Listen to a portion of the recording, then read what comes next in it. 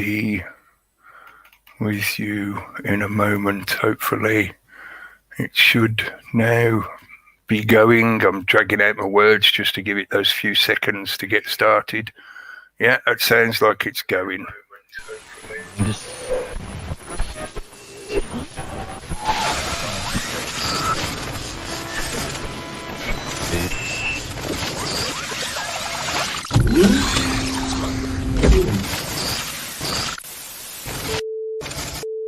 Welcome to your awakening. Please stay calm as your reality is adjusted. Please stay calm while you remember. I didn't even mute my video, mute my mic, did I? I thought I'd forgotten, left the mute turned on, and I hadn't turned it on at all. That's even better. I double forgot. There's a thing about doubles at the moment. Yeah, if you get one mutant, you can get another one free. I said, if you get one mutant, you can get another one free. It's a bug off mutant deal. You don't just get one mutant, you get double mutant, which is, you know, a logical contradiction. But we shouldn't question things like that. We shouldn't question things about the science, which I will come back to in a minute. Sorry, I was just trying to catch the chat room up, scrolling it down. I will come back in a sec and say hello to everyone in the chat. But first of all, I'll do the usual thing. Hello, good evening, welcome, well met fellow hail. Good evening, ladies and chest feeders. Welcome back once again to another edition of Sol Excalibre on this moon day evening. It's actually a couple of minutes past the 8 p.m. I was rather late. I was more than a minute late. Well, it's been a week, you know, so I'm out of practice. And I really think I should definitely say gold moaning global gulag, because that absolutely seems to be what is rapidly emerging. So referring to it as it is seems highly relevant. But what I think I should explain first before I come back to the chat room and say hello to people in the chat. Jam, hello Jam. If you want an invite, let me know. Although tonight I am going to be doing something slightly different, just slightly different, but it may mean you might not want to join in. We shall see. So let's get on with explaining some of that this week. Maybe some of you are aware I didn't do a broadcast last week. For those that happened to go and check under the previous video, like the last broadcast I did, I left a comment under there saying I'd received another strike from YouTube. So I was on a 1-week ban. So I wasn't able to upload or stream or do a community post. So I couldn't even send out a post to let everybody know that I've been banned, therefore I can't stream, etc., etc. So I just left a little comment under my previous video saying, yeah, they've told me I've been naughty again, so I'm on the naughty step. I'm not allowed to do anything for a week. So there's been quite a few things like that over these last 2 weeks. You know, there's been a lot more channels getting hit, either completely removed, like James Corbett Report, the primary channel completely gone, scrubbed, and UK Column is now on a 1-week ban as well. I think they got hit in a similar fashion as me, and I am curious. The timing for them is slightly more like it's been several days since, but I did wonder about whether the reason I got a ban or a strike was because it was just after the death of that PP guy. You know, P, I'm sure you'll figure out who I'm referring to. Yeah, because of that, I thought maybe they just wanted me shut up for a week because they knew I'd have a little rant about all that, you know, the usual royals silliness and whatever. But it turns out it's been across the board, and it's just another furtherance of the infodemic. You know, there's been many channels getting either shut down completely or getting a strike, getting a 1 or 2 week ban, etc. the way it works now is if you get that one strike, you get a 1 week ban. If you get the second strike, you get a 2 week ban. And then the third strike is your channel getting deleted. And that's one of the things I wanted to mention about, channel deletion. They call it channel deletion, but the way these big platforms work now, this is true for pretty much every platform, even the smaller ones. The way computer systems work, etc., they do not truly delete all the files. They don't do like you do on your home computer, where you sit there and you either drag and drop the files into the rubbish bin, or you click on it and select delete, or you press delete on your keyboard, or delete on the tab, or whatever. Even that is not truly deleting the files. That just tells the operating system to designate that file for deletion. And on a lot of computer setups, certainly with home computer, like PC computers, this is not so true on tablets or phones. It's just a slight variance in the timing more than anything. They get put into a sort of like a temporary cache file, and they're earmarked for deletion, which means at some point, either when you as the end user tell it specifically empty trash bin, or you do something like a hard disk defrag, which is more for PC use than anything, but in a similar fashion, you can do like a cache clear out on your tablet and on your phone and stuff like that. Then the files will be deleted. Because one of those little Windows tricks that most people don't know about, because most people don't bother learning this kind of stuff because they don't need it. But it's just one of those little keyboard tricks that most people don't know about. If you accidentally delete a file on Windows, accidentally, or if you've deleted it and then you think, oh shit, actually, I better keep it, press Control Z. And that is basically the undo control function for Windows. And most of the time, it's not always true, but the majority of the time, because like I say, the files have just been earmarked for deletion, they haven't truly gone, even though they disappear out of the folder you're looking at when you click delete, they've not actually gone off the hard drive or the SSD or whatever storage it is that you've got here. They're earmarked for deletion. So you press Control Z, boom, you get that file back again. These platforms do the same kind of thing. They tell us the channel or the account is deleted. That's not true. That's not accurate. Those files have not been deleted. They are just earmarked for deletion. So in effect, you get put on a suspension, really, is what they're talking about. So, as has been proven recently, luckily for Jam, she kept putting the pressure on them. She kept sending in appeals, multiple appeals over a period of time, and finally got through to some. That's how it seems from the email responses. Finally a human looked at it and actually considered what she was saying, rather than the computer just saying no. And on that consideration, they gave her a channel back. And as I say, they're not deleted. All right, this has been a proven fact, a proven truth of how Facebook operates for years, because they had to admit it years ago. Even if you as an end user decide, because I tried this myself, because this was my attitude years ago, even you as an end user decide, I've had enough of Facebook, I'm going to delete my account. You go into the settings, you tell the settings, delete account. And it'll even give you a little warning saying, are you sure you want to do this? Once you do this, the account's gone. You go, yes, delete account. You then find out later that the account still exists. They did not delete those files. They did not delete all that information they have about you, because that data is gold. Even if it's old data, it still has a value. I know that even though I told Facebook to delete my account, the account that I had does still exist. It's just that it's on a kind of privacy setting that means it can't be seen. I can actually still find it. I can actually still go into it if I want to. But I told them to delete it. So what the fuck? Yeah? And YouTube does the same. Google does the same. These things don't truly disappear. They just get put into a room 101. They're isolated, you know.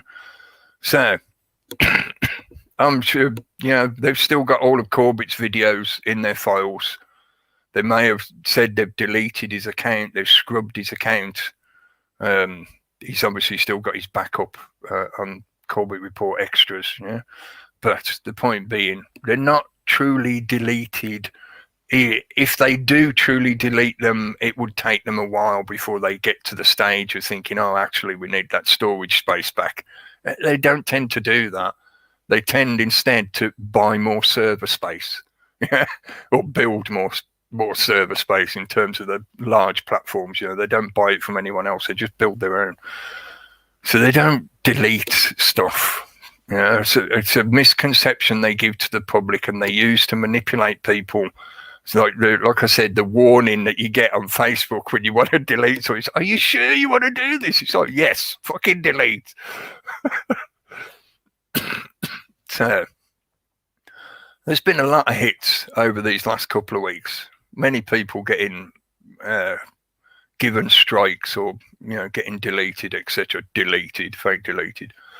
I got that extra strike for episode, was it 24, 22? I forget which way round it was now.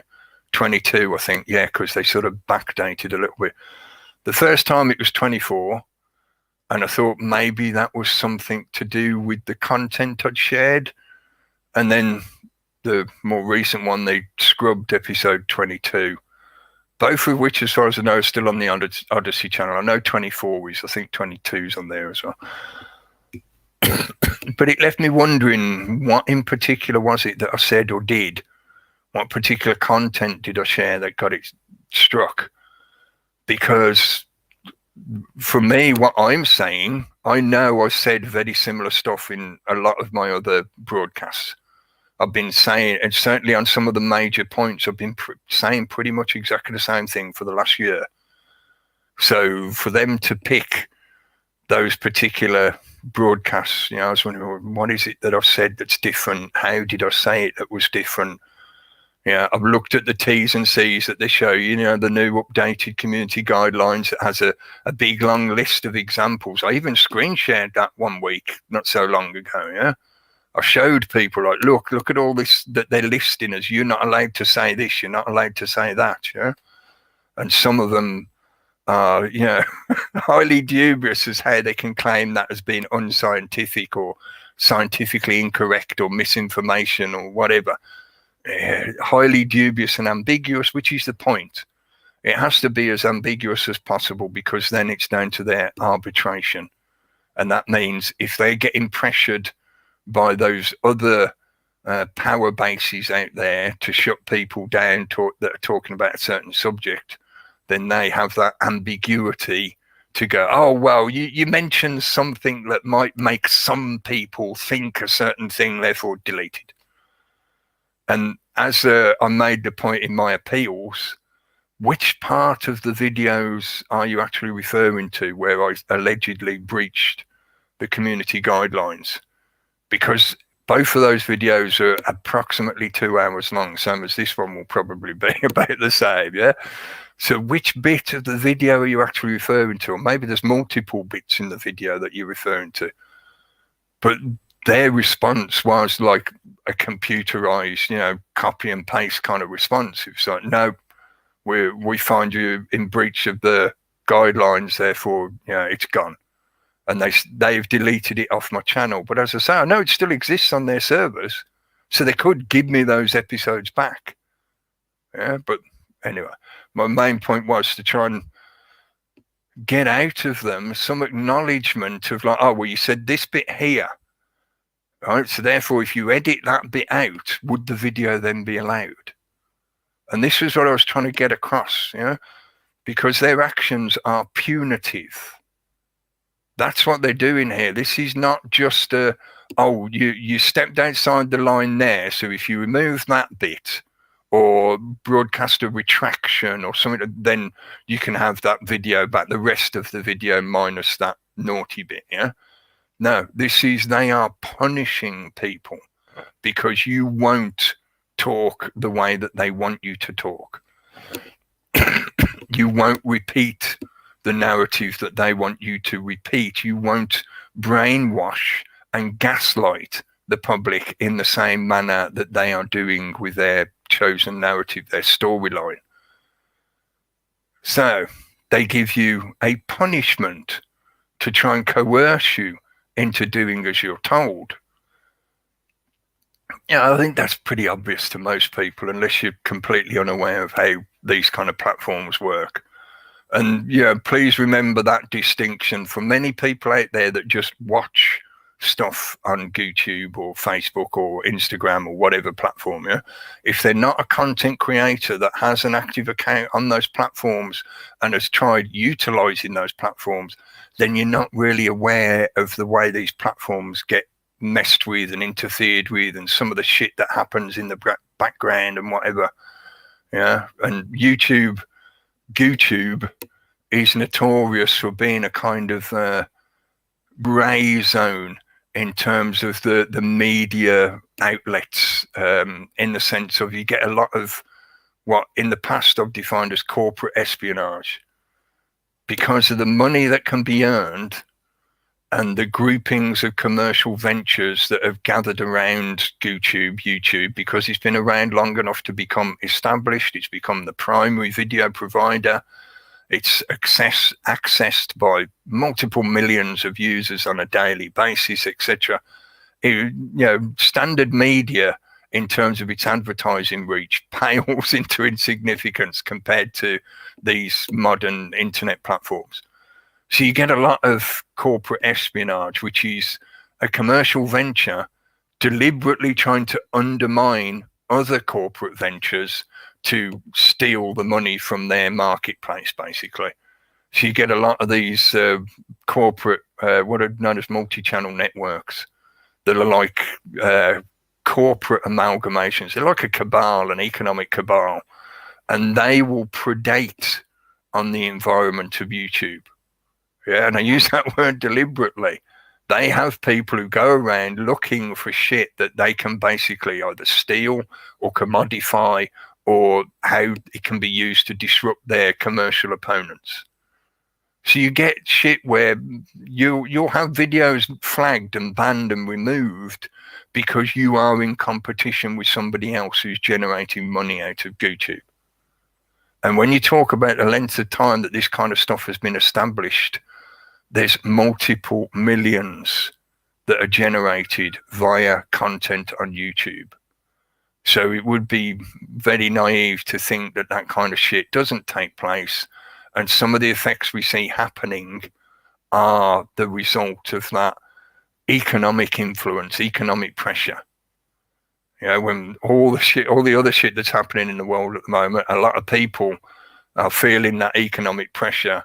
So if they find ways of generating income out of this kind of format, this kind of media formatting, etc., they do.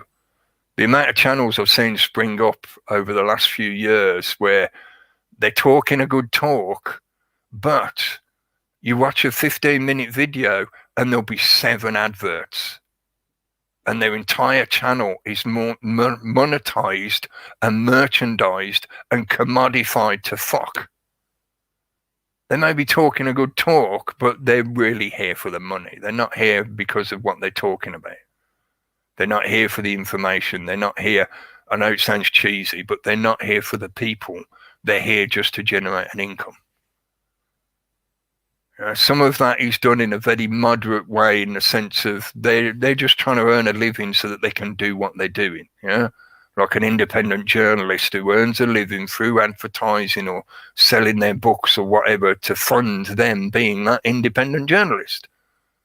There are people out there doing that, and some of them do a good job at it. Luckily, there's still people out there doing that kind of thing. But a lot of it is heavily commercialized because this medium has now pretty much completely, near enough completely, replaced the old paradigm medium.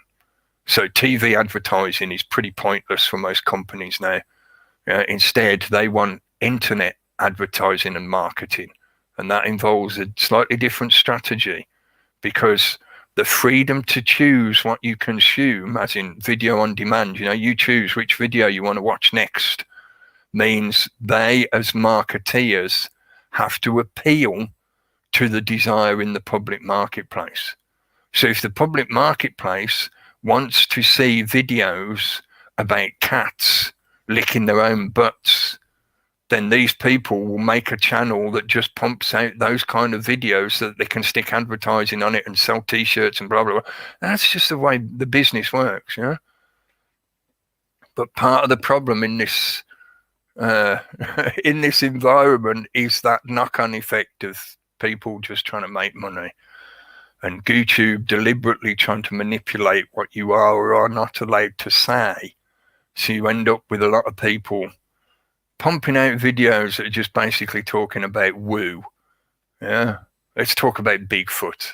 We could spend all night just talking about Bigfoot, because then we're not mentioning the big C or the gulag or the lockdowns or anything else that the community guidelines are supposed to be instructing you that you're not allowed to say or talk about. You can't talk about the Spanish Inquisition. So this has had me thinking, well, I want to test this algorithm. I want to test to see, is there an actual human being, possibly? Is there an actual person monitoring my account, or many people's accounts as it's standing at the moment, considering the way they've been throwing these strikes out like glitter? Everyone gets a strike. Hey, you mentioned the something. Oh, you get a strike as well. Enjoy. It had me wanting to test this situation. Is it just the algorithm that's pulling me up, and it's picking up on certain things in the data of the broadcast, so it's picking up the information about videos that we're sharing, or it's picking up what we're saying, because everything's transcribed and keylog searched and whatever, keyword searched, I should say. So I thought, okay, after the ban's over, because those two videos both contained a bit of a mixture, there is some video content that I was sharing that made me think, oh yeah, they could have been deliberately picking on that, like the video of Bibi Netanyahu trying to sell the vaccine in Israel, or the video of the doctor, the Irish doctor speaking out about stuff. Various little bits. It could have been that. It could have been that. And like I said, in my appeals, they would not answer me to say which particular part they were referring to that breached the guidelines. So I thought, okay, I'd like to see if there is this difference, and also I'd like to make a point in a way. This is sort of a tangential way of making a point about how tyrannical this process is, because this is not about any genuine interest in science from their point of view. It's nothing to do with the scientific data or information. This is to do with narrative and being required, being obliged to only carry that narrative, and being forbidden to carry any other narrative or your own point of view. Or even if you stress the point that you're just speculating, speculation's not allowed, which in a scientific sense is so idiotic. Again, it's example the tyranny, right? So what I wanted to try this week was, I've talked for nearly fucking half an hour again, just to try and explain this point. I'm not going to say much of anything directly. I'm not going to say some of the things that I know I've said in previous episodes that may have, pulled up the flag. Instead, I'm going to share some videos, because that's one of the main questions I want to try and resolve is this just the algorithm picking up video content that we're sharing? Because part of what the infodemic is, primarily geared towards is controlling the movement of information across the internet. That's the main thing they're concerned about. So them putting a stop to like the transition or the transit of a package of information like that Irish doctor speaking out. If you share that, boom, instant forbidden kind of thing. it's just to help try and define whether it's certain packets of information or is it something that I've said directly. So what I want to do this week is play some videos. One of them is going to be quite a long one. Yeah. So if you're not interested, it's probably a good time to move on now. You know, if you were here because you just want to hear me talking about shit, you're not going to hear that much. I will go through the chat and say hello in a sec. And I'll play a few clips and we might talk a bit over them and we might talk a bit afterwards if there's enough time. But I want to test whether it is just the video content or is it the actual content of some of the things I have said or we have said. You know, if this one gets a strike, then that it won't necessarily completely answer the question, but it will certainly give us an indication that it's more likely the video content. And then, you know, if I get another strike, obviously I'll be on a 2-week ban. So it's going to be a couple of weeks before I can try something else. If it doesn't get a strike, or even if it does, you know, it doesn't matter. Just the next time I get to broadcast, I'll do the next episode where we won't share any content. We'll just talk. And I will purposefully and deliberately say a lot of the things that I've said over the past year plus in a very direct way. You know, often I've tried to play the dance game with YouTube. I've been playing the dance game with YouTube for a number of years on certain subjects because you're not supposed to talk about certain subjects, but there are ways you can talk about them. Yeah, this has been pointed out by a few people. You can often use a bit of sarcasm in your voice. You know, the algorithm doesn't recognize sarcasm, but a human moderator would. Yeah, but that's part of the problem is most of what's happening here is automated. It's not humans listening to your content and going, oh, he said something naughty there, even though he was pretending to just joke about it. Huh? But you can sort of tap dance around certain subjects and certain chunks of information. But I am not prepared. I'm not willing. I do not think it would be good in the long term, certainly not for all the shit that's happening at the moment, to censor myself any further than I have already. I've sort of made this point a few times the last few months. You know, there's certain things that I think it's far too late to try and pussyfoot around or try and, you know, placate them just so that you can carry on broadcasting. You know, I am not willing to toe the line for YouTube and their bullshit narrative. I will not sit here and talk about fucking woo subjects and avoid all the shit that's happening at the moment. Yeah, I won't do that. I can be somewhat considerate and careful about what words or phrases I use, but I'm still pretty much basically saying the same things, just using, you know, different wording to try and get the point across, using different metaphors and analogies to get the same point across. That's what I've been doing for years. Yeah? So in that light, I'm not going to play their silly fucking game. I'll put a link in side chat to hang on, if I find the right screen to grab the link from, to my Odyssey channel. I haven't done exactly that much with it over the last week. Like, I haven't uploaded separate videos onto there or anything like that because I'm waiting to see how a lot of this stuff plays out. With a lot of the things that have been happening over the last week or so, I'm not sure if that link will work properly because of the way it's highlighted the name in there, but you can go to odyssey.com and just search for my name and you should find the channel. You know, this is, sorry, getting back to my other screen. Yeah, I haven't exactly done much with it yet because I want to wait and see what happens over this situation. A lot of stuff seems to be rapidly accelerating now. As I mentioned when we were chatting with Society of the Spectacle earlier, Gary, and he said, like, things seem to be accelerating. Yeah, I get the sense that a lot of the dominoes are starting to tumble now.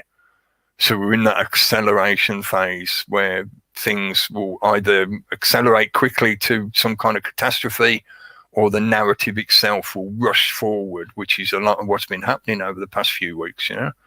They're rushing and rushing and rushing to get things that fit the narrative in place because they know this this summer period is going to be a major tipping point. Anyway, yeah, hello to everyone in the chat room. Don't risk your channel. As far as I'm concerned, I know what you're saying. I agree to a certain point. That's partly why I've tried to explain it. I didn't actually finish what I was saying, did I? I'm going to do this week.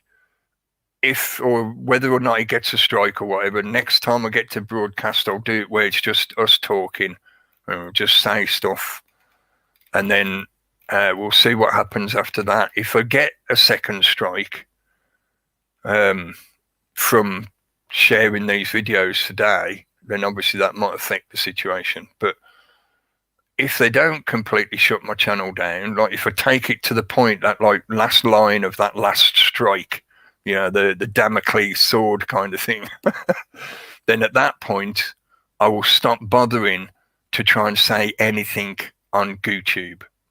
Basically, like a lot of other people have done, like I've said this to people myself over the years, it's like if they push you that far, stop putting your content on YouTube. Instead, just put signpost content on YouTube.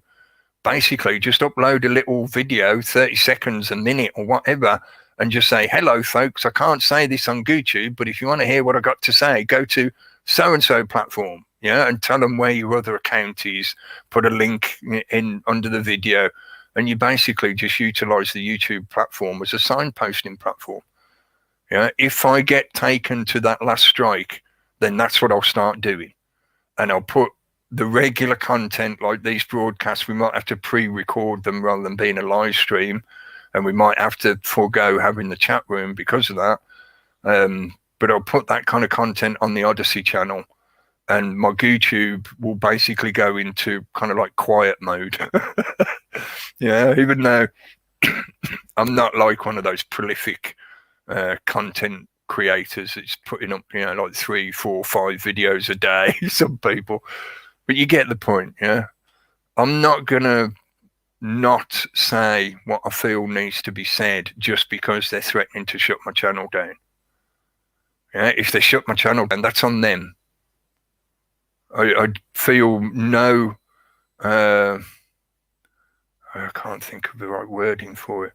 I feel no moral reticence to not do it the way I'm doing it. In other words, to me, it feels morally correct to say, look, I'm going to carry on talking about what I'm talking about because this is literally what is happening.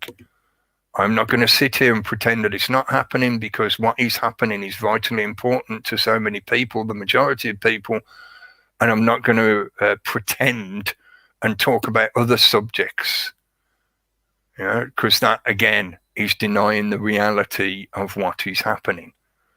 They would be quite happy for the majority of us to sit in a little denial bubble in the gulag because we want to talk about other subjects, but we're worried they'll take our channel off us, they'll take our voice off us if we do.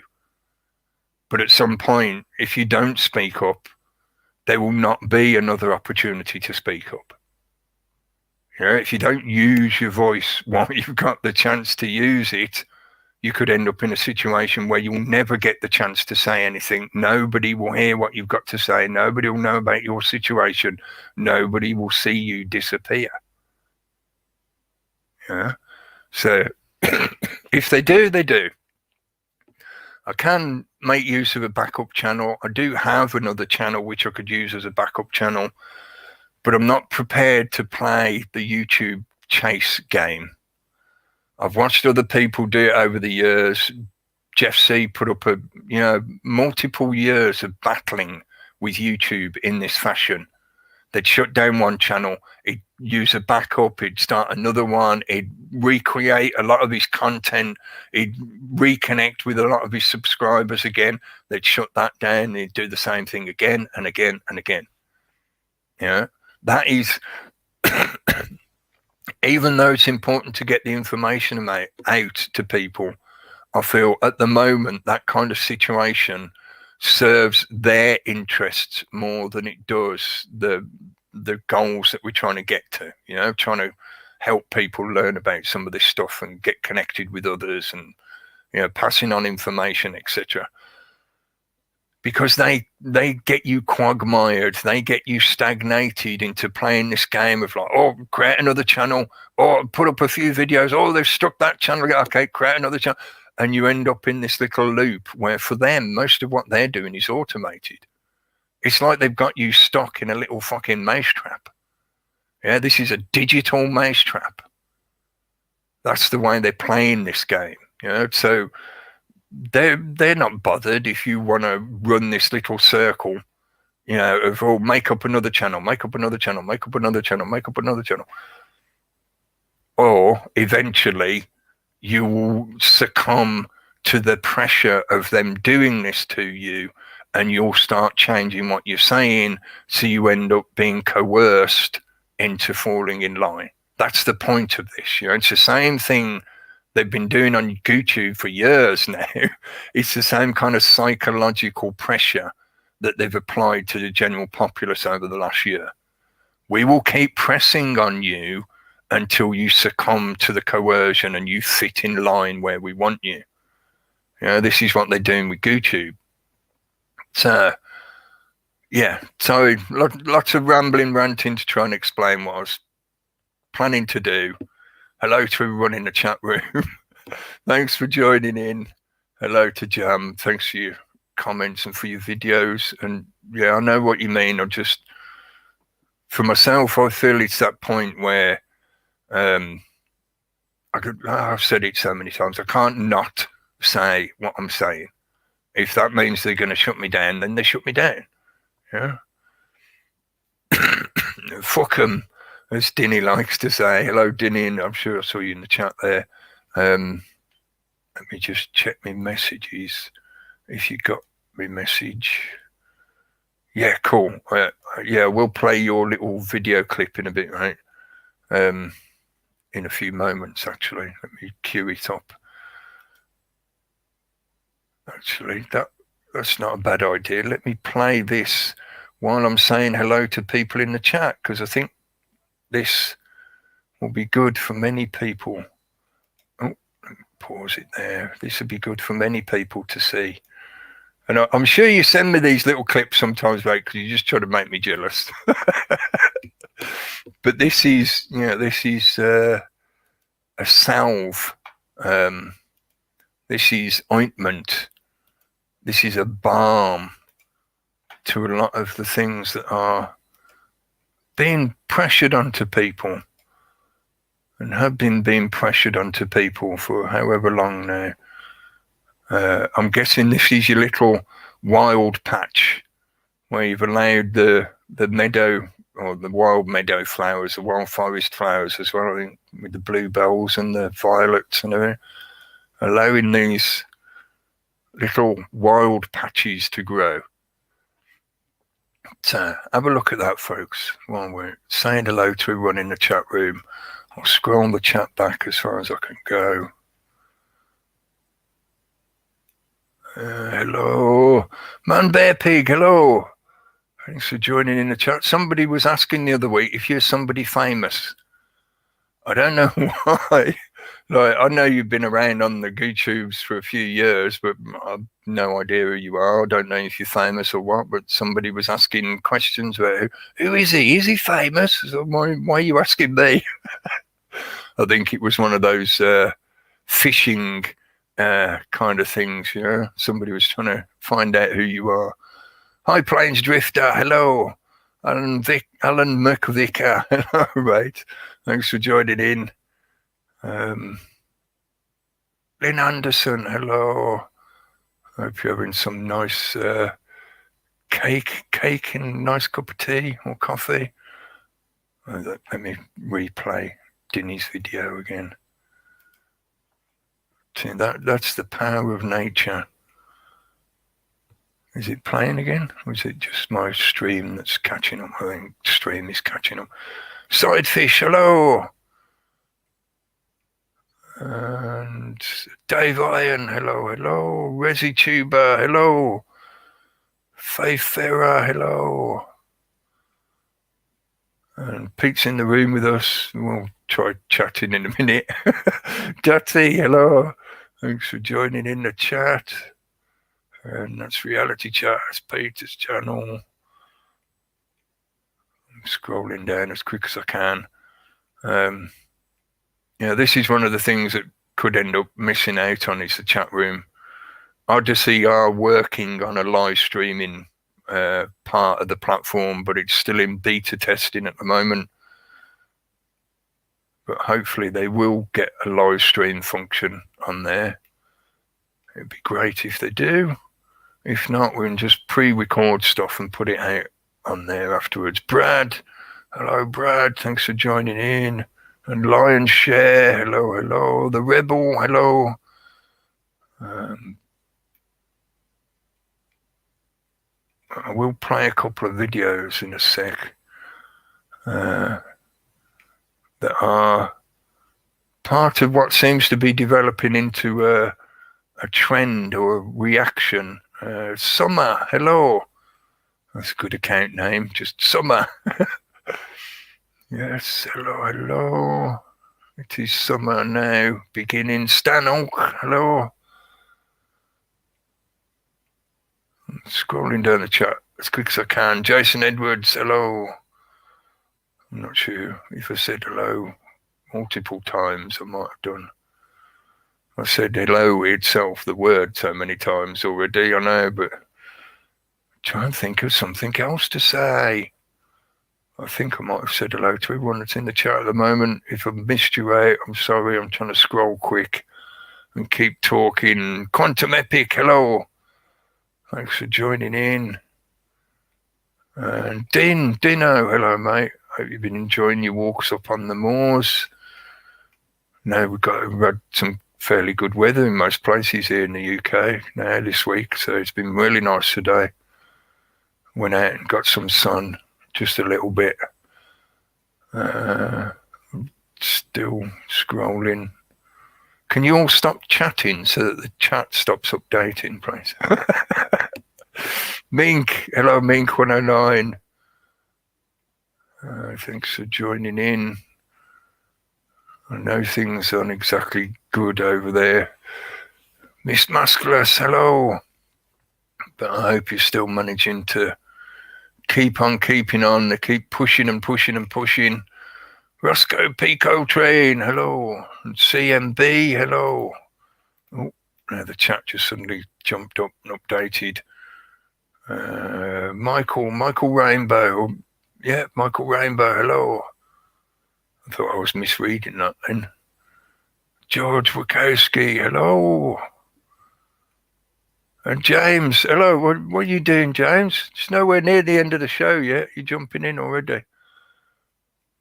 It must be one of those hot summer nights. Krishna, hello. Thanks for joining in, right? And David Romero, Hermo, hello. And I think, yes, right. Chatter's fully updated. Sorry, it took me a little bit of while. 1888, Bry, hello. Thanks for joining in the chat. I'll try and keep coming back to the chat and checking. And thanks for the video, Danae. Like I said, I'm sure you're just trying to make me jealous with these lovely clips, your wild meadow and stuff. But it's certainly, spring is sprung now. Look. Got the daffodils going full on, and the violets and the bluebells. And I'm sure there's others in there that I don't know. I don't know the names of. I'm not that horticulturally knowledgeable, although I know enough to be able to say horticulture. Does that mean I'm clever now because I can say horticulture? Yeah, it's just that culture that's preferred by whores, obviously. There's some of that pushing around the media, isn't there? But let's show this. What I've mentioned about seems to be becoming a trend. I showed a similar video in one of those recent episodes. I think it might have even been number 24, possibly, or not sure, maybe 26, of the pastor in, I think it was in Canada, telling the officials to get out. And now it seems to be, this idea. This is from a little while ago, thanks to, it's Never Lose Truth 2. It used to be Kafka Winston World, but, in that similar way, like I was ranting about earlier, she's had to go through multiple backup channels to try and be able to keep putting out the information. But this was doing the rounds a few days ago, and this is another example of the same kind of thing, of the people. Some of it is the business owners themselves as well, but this is, as far as I can tell, this is sort of spurred by the customers themselves, not the business owners. It's the customers waiting in the shop that start telling them to get out. I'll play it, you'll hear it.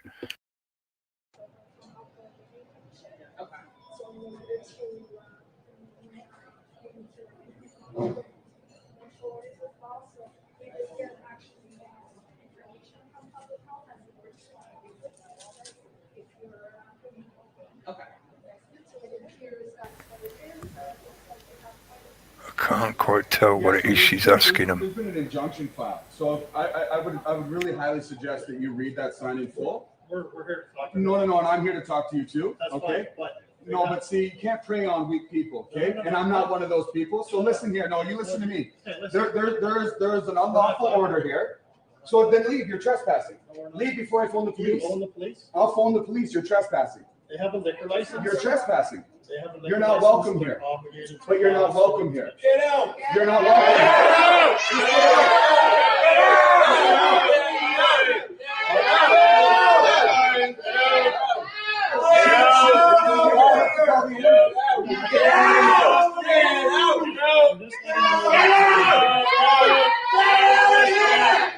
Get out of the restaurant. You've been asked to leave. Excuse me, you're trespassing. Get out of here.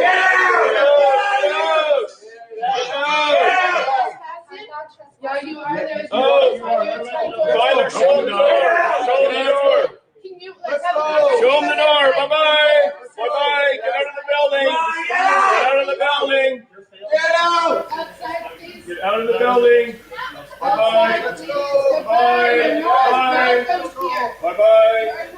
You're not welcome here. Get out. You're trespassing. Get out of the building. Bye-bye. Get out. Go away. Yeah, I think there were inspectors, I think. That was a great video, that Cookie. I haven't seen that one. Yeah, I like the way it builds, and it begins because that one guy was willing to actually say something. they all backed him up. Yeah. But it's that kind of, it's a bit cheesy, but it's kind of like the classic situation of the first person to start dancing. He was the first one to start saying something, but once he did, everybody else joined in, or nearly. Obviously, you can't tell for certain because you can't see the other people, but you get the idea. I'll put the link in to the side chat for that. I was just looking. It doesn't actually say where it takes place, but there's a link to a BitChute channel. There might be more details on a BitChute channel if people want to check and go and have a look. But yeah, this telling them to get out seems to be spreading. That, like I say, that came out a few days ago, several days ago, I want to say. I'm not sure exactly when or when it took place, because sometimes it takes a while for this stuff to sort of ferment its way through all the different platforms and whatever. But this is why it sort of stood out to me, and I thought, oh yeah, I'll share them videos as well because it seems quite relevant at the moment. I'll mention this other one that's just come out, doing the rounds at the moment today in the UK. No, not that tab, the other one. Do it again. So I can't even work this new technology. I keep clicking on it and it does nothing. So I'll click that one. Right, there you go. I got this from Hugo Talks. I know it's doing the rounds on other people's channels and on the general news media as well. They've even had to mention it because they can't exactly avoid it. Yeah, so I'm sure they'll be trying to spin it in some manner. I'll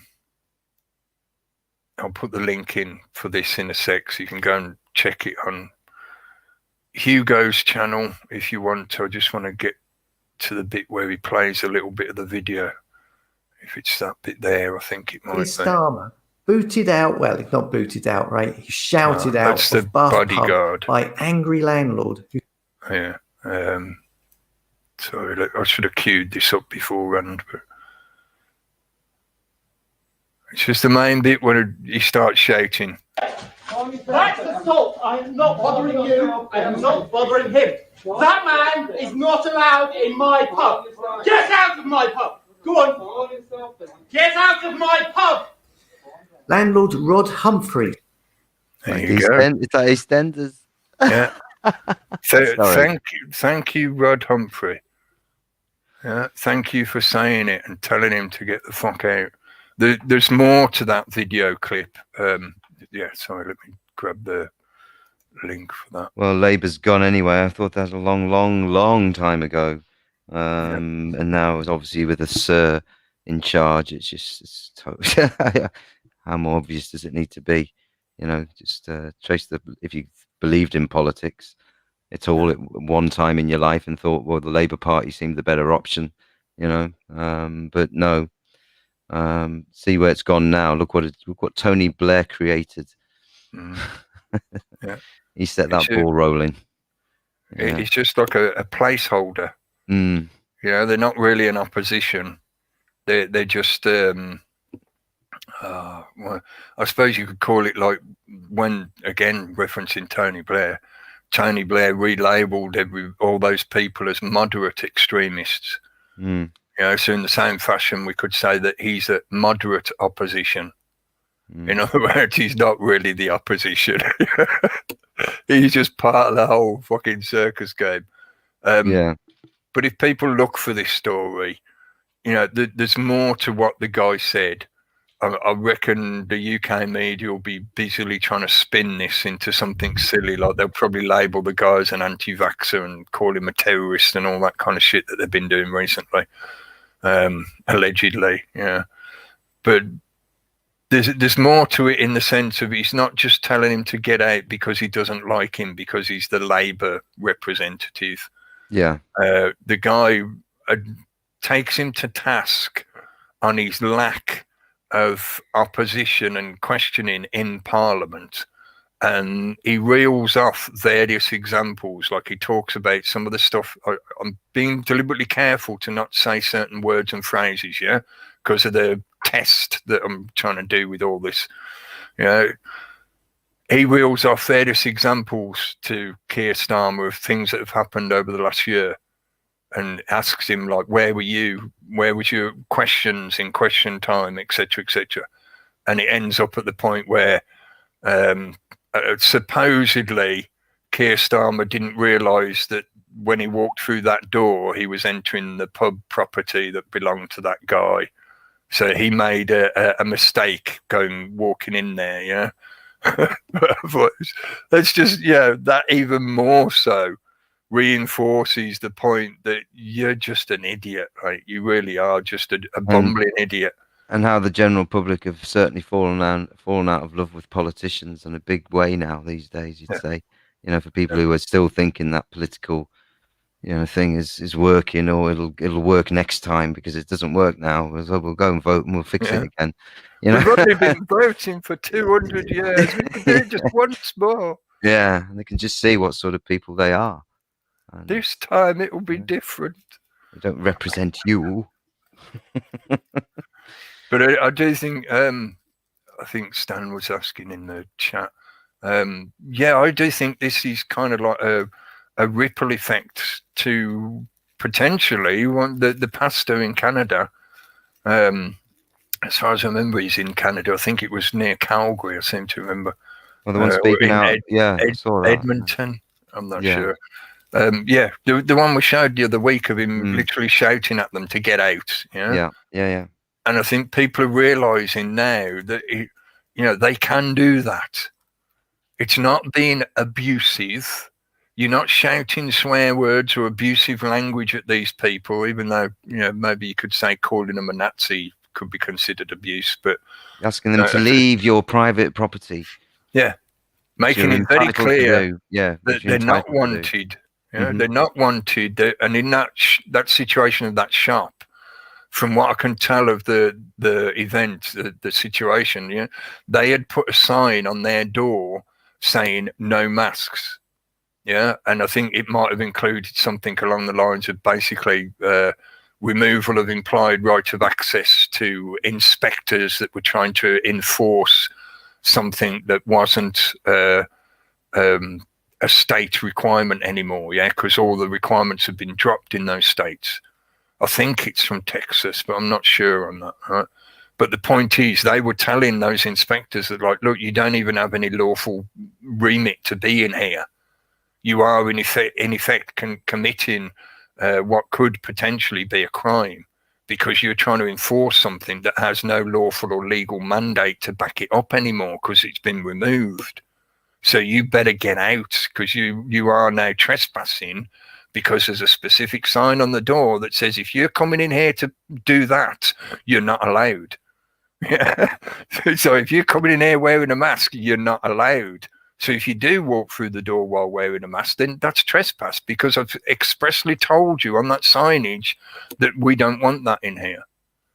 Yeah, the my choice thing works both ways for these people that like to push this concept. You have the choice to tell them they're not allowed in the same way as they claim they have the choice to tell you can't come in unless you do wear a mask.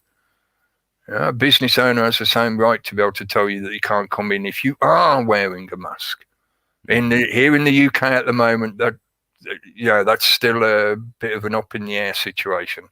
Again, I'm trying to be careful in what I say and how I say it.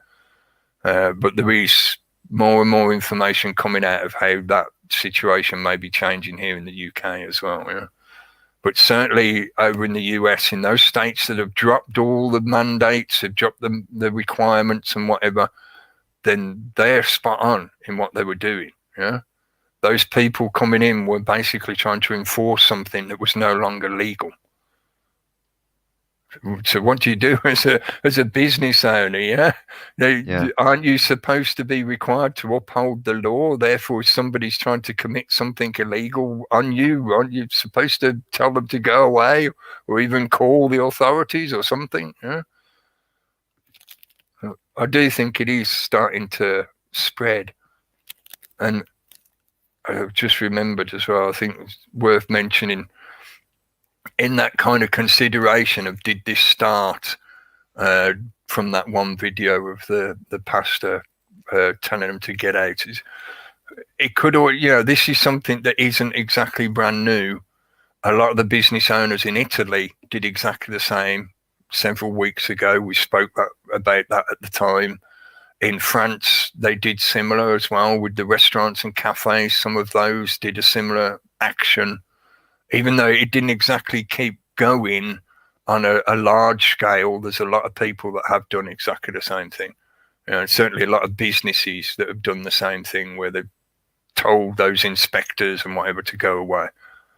I think I showed a video clip of one of the ones from Italy where they were telling the police to get out. That's going back a few weeks. So it does, this as well is why I say I think it's reached the point where I don't feel it would be right or good for the long term for me to not say anything, even though I know that saying something is going to have consequences in the sense of how it potentially could affect my channel. And as well as this situation develops, as this situation keeps developing as we go through the year, and in particular through this summer towards the autumn period when the things might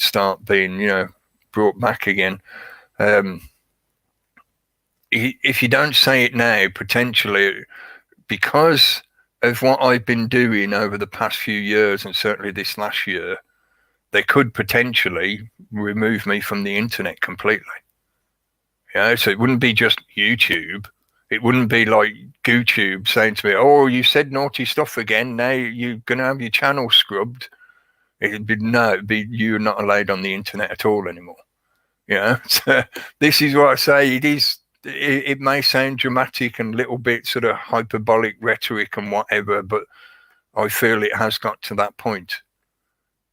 Sometimes you have to stress those points by being a bit hyperbolic and rhetorical. You have to make a strong case to back up the point that if you don't start speaking out now, it's not going to be very long before they remove your ability to speak out completely. One way or another, they will sideline you. Again, it may seem like a cheesy cliche, but the classic quote from Pastor Neumeyer, first they came for the communists, but I wasn't a communist, so I didn't speak out. That classic quatrain that, is perfectly appropriate, or maybe I could say apropos. Being all fancy with my words again, but it is perfectly apropos to the situation that we're facing. First they came for the conspiracy theorists, but I didn't speak out because I wasn't a conspiracy theorist. At some point that is going to progress, and when you're in that kind of political landscape, it doesn't stop at just the moderate extremists. They've been calling medical professionals, doctors and nurses, they've been giving them the label, the anti-label. I'm not going to say it because I'm trying to be really particularly careful about what words I use. They've been deliberately sticking that label on them, while at the same time, and this is something we've discussed a lot over the past few months, while at the same time they've been building up this narrative that if somebody is one of those anti-things, that means they are the equivalent of a domestic terrorist. Because if they're allowed to keep talking about their anti-thing, their auntie, maybe I should say, their auntie-Val, there's a good code word for it. If they keep talking about auntie-Val, then they're potentially doing harm to members of the public, which is the equivalent of what a domestic terrorist does, so therefore they're a domestic terrorist. That is how they are driving this narrative. So at some point, obviously it's different for everyone. Each individual situation is different. We've all got our various things to consider and the consequences to consider of what you're doing and how you go about it. But I feel at some point I can't value my own well-being as well as everybody else's well-being below the value of my YouTube channel. That does not equate in any way whatsoever to me. I know there's a value in the sense of I can use this platform to keep communicating with people and maybe help some people, that kind of thing. So, that is a moral benefit, but the two still don't sort of equate to me. Not in the way that they want us to do it anyway, restricting what we're talking about and all that kind of shit. I won't do it. I won't stop talking about these subjects. I won't stop pointing out these inconsistencies and hypocrisies, etc., etc. Yeah. So I thought that was good. The get out is starting to spread. Yeah. It's getting beyond the point of just saying no to some of these people, because they've been proving again and again and again over the last year that they don't care if people say no. They're not even really that bothered if the majority say no. That's somewhat disconcerting, that you have to think about, because the way a lot of this narrative has been played out and the way the situation has been pushed and accelerated, certainly this year it's been accelerating rapidly as we go into summer. You know, they know that they're starting to lose control of the narrative. I mentioned it, I think, earlier. I've talked about this kind of thing a few times recently. The dominoes are starting to tumble. And once that cascade begins, the speed of that cascade will accelerate. So it might start a little bit slow, you know, it'll be a little bit here, a little bit there, but eventually that will accumulate and it will become a torrent. And they know that, so they're desperate to keep hold of it, and they're desperate to push through as much as they can before they lose the reins, before they, you know, they lose control of this beast that they've created. So things like this, I think, are a demonstration, an example of the realization for many people that they can't just keep saying no to this thing, because it doesn't listen to just no. So you have to start getting a bit more insistent. You know, you have to start getting a bit more resilient and have more conviction in what you're saying to them. It's no longer just a casual no. It's a very deliberate no. Yeah, if you own pets, especially dogs, you'll know what I mean about the difference in the inflection in your voice and the tone that you present. Yeah, I learned this over the years, long time ago. You know, you can say no in a very high tone. It comes from the back of the throat, you know, just at the top of the larynx. And you can say it quite gently with not much breath to it. It's just no. Yeah? And it's not a very sort of assertive way of doing it.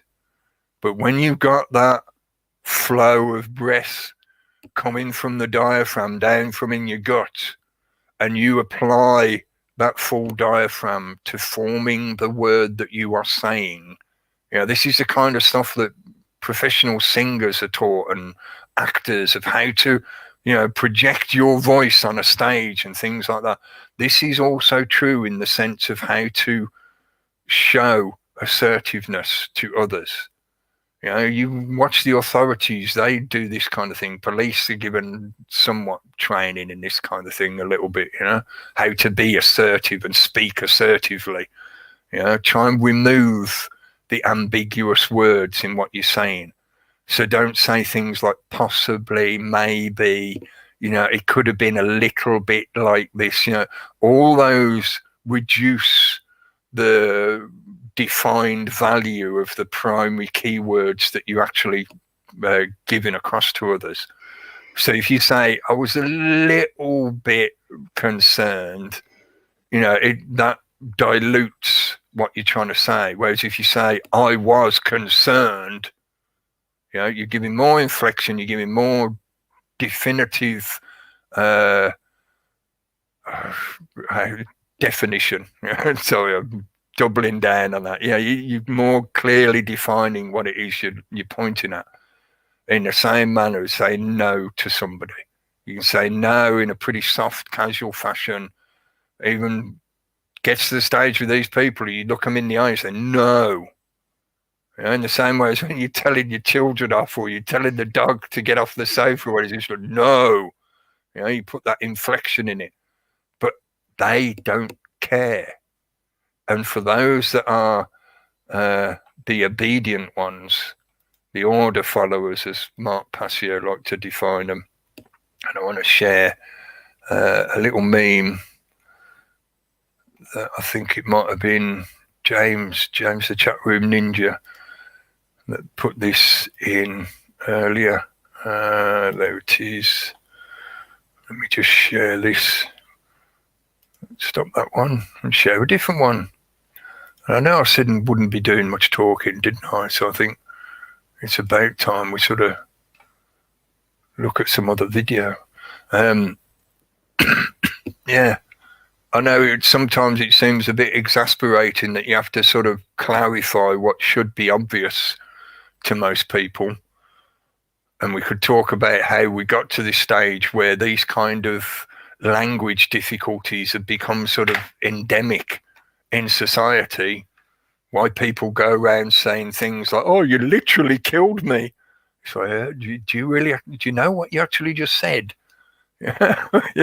It's that, you know, mixing up of language to fit a current cultural norm.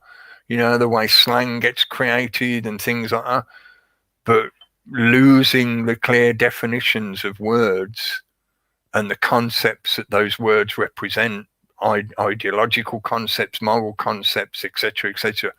That makes a big difference to the society that develops from that language, because the language is the foundation of all society. What people call civilization. You know, when you ask people, where does civilization come from? Most of them will talk about things like scientific developments, resources, you know, or they managed to build a windmill, or they learned how to build roads, and that what led to them being civilized, or they had hot running water, you know. No, the way they communicate is what leads to societies and civilization. Because all of those ideas about all those technologies, etc., would not have been possible without a method of communication between all the people. Yeah, how does the scientist tell everyone about his great thoughts of how he could design this building or whatever? It requires communication, and for that, people have to have a comprehension of what the words mean, the logic, grammar, rhetoric, the trivium basis. You know, if you don't know how to put the words together, then how do you explain an idea to somebody else? Yeah. So why has some of this stuff been lost from society, or become so diluted to the point that you have to basically reiterate what should be obvious to people in general anyway, in the first place? Morality, doing what is right regardless of what you are told.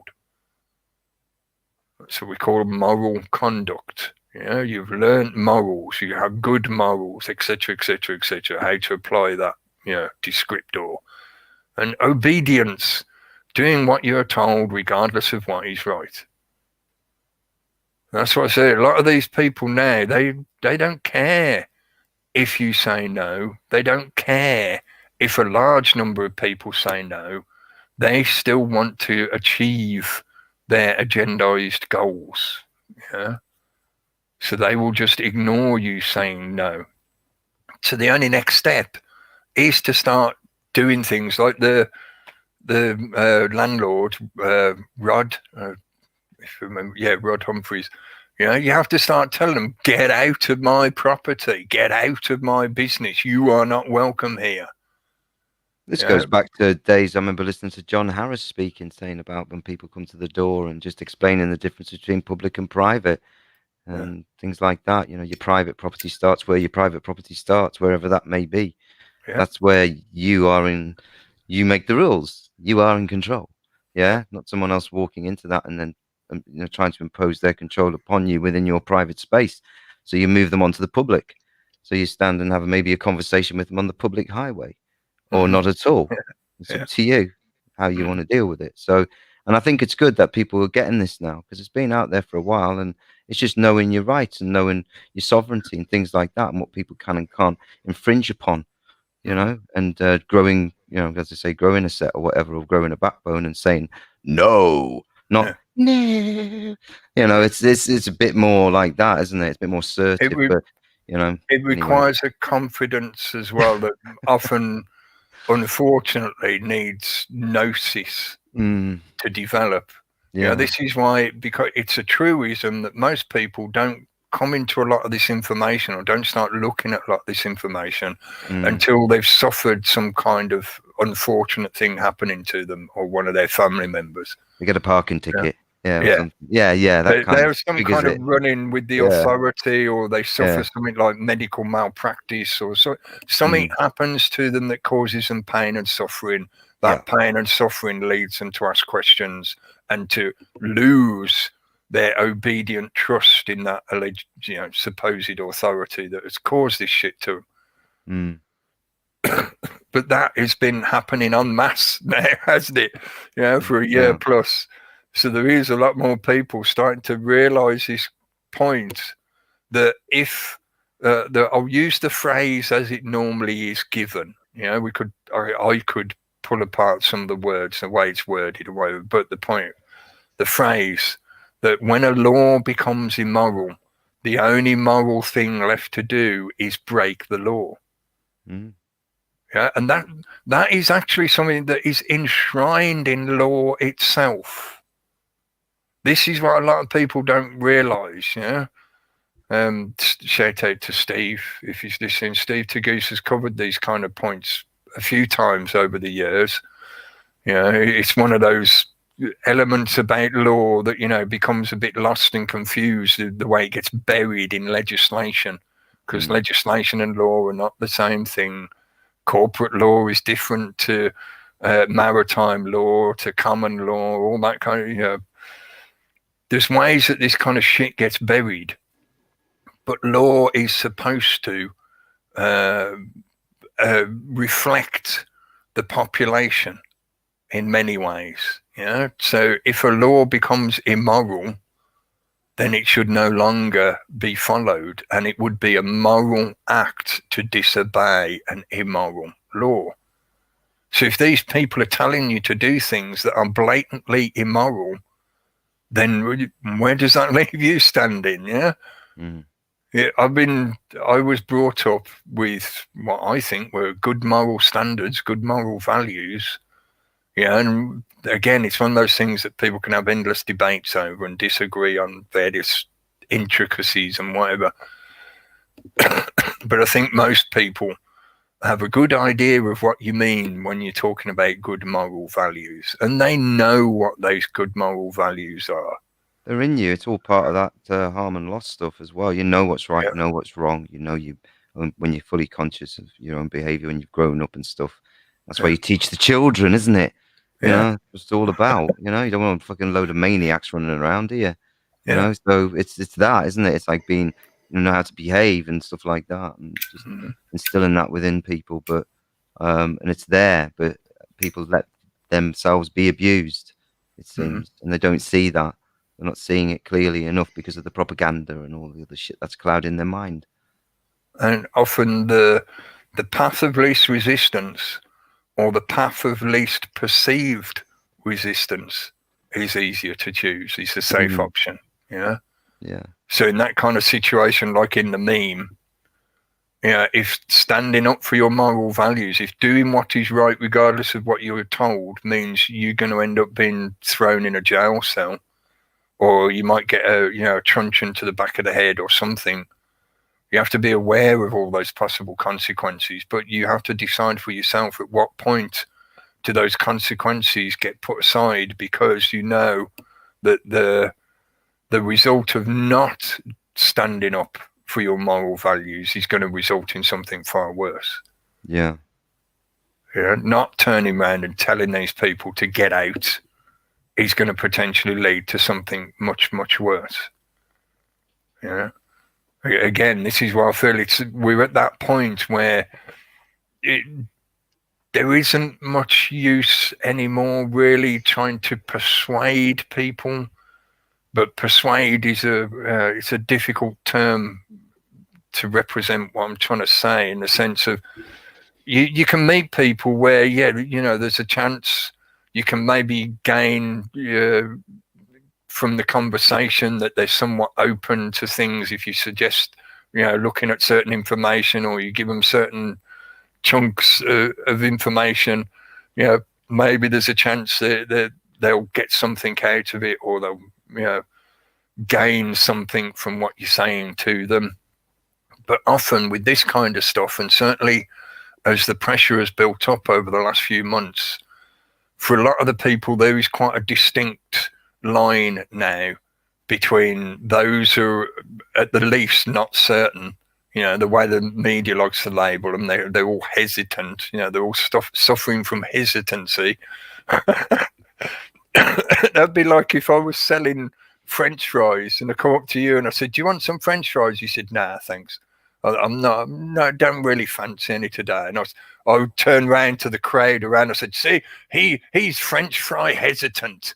Come on, everyone. We need to tell him why he needs to eat French fries. We need to all gather round and look at him shamefully because he won't have my French fries. It is like a salesman trick. They give you this label that in an NLP fashion implies that, well, you would take it, but you've got these little niggly doubts and you just need to be reassured. You need daddy government to pat you on the head and say, don't worry, it'll be all right. I should stop there because I can feel myself getting into saying certain things. Yeah. You get it, yeah? Yeah, I get it. Yeah. Well, for me, we already crossed the line. We're already living in a tyranny. Mhm. And it's a you bit. have that Arbeit macht frei saying above the concentration camp, and there's another thing the Germans like to say, and that is "Ich habe es nicht gewusst," and it's something like "I wasn't aware." Like, didn't you know there were Nazis? Didn't you know there were concentration camps? Didn't you know there were, you know? People dying around they you. shrug and say, well, yeah, I don't know. Right? Mm. And I feel like the generation right now walking around now is going to be the generation in 10 years. It's going to be, I don't know. But yeah, tyranny is here. Right? And it's going to be another fight to get out of this. Yeah. The tables are set. The agendas are written. The goals are defined. Yeah. They're on paper. They've been on paper for a number of years. Yeah. Yeah, no matter how much logic and common sense you throw at it, it doesn't matter because they just ignore it and steamroll along, right? So that's all the signs of tyranny, and now it's not bombs and armies, it's doctors and nurses and fucking injections. Yeah. Right. And again, I'm glad you said it, right? Because it comes back to that point of they're trying to insist on a certain perception of what they're calling science. Without saying anything else more specific, because I know I'll end up using some of those words and phrases that I don't want to mention, but it is intrinsic to that point. They're presenting a certain concept, and I mean beyond just the stuff that's happened over this last year, because I know you are, we're referencing things that have been written down for a long time, and they're more geared towards this whole decade. Not just this year, not just what has been happening over the last year. No, we're talking about at least this entire decade, and then how that will affect what happens after that. Yeah. Mm-hmm. It's another 9/11, but different. Yeah. More drawn out. A lot more. Again, be careful with how I say it. Evil. Yeah. There was only something like. I can't remember the exact number, so I apologise for not being able to remember the exact number, but 3,000 plus people on the day of the great going away of buildings, as Dr. Rock likes to call it. Whereas this time, even the mainstream press here in the UK has had to admit some of the numbers that we're sort of alluding to, that I'm alluding to. I'm sure people are aware of all this kind of info that's out there. It's been out there for a while. Mm-hmm. Yeah. There's lots of nice. Yeah, I did see Jam Noise put something up the other day about figures on the government website, which is about the what anti whatever. Anti-Val. Yeah, that one. And they're quite shocking, really. I think it was, I can't remember the actual figures, but they're high. And if you looked at them, you'd think, would I want to do that? Again, it's the way it's being done. It's just, I don't know. You've said everything you need to say. People just need to see it themselves, and if they do, then they won't do that. Just your own, like I say, where's your head at? Where's your head at?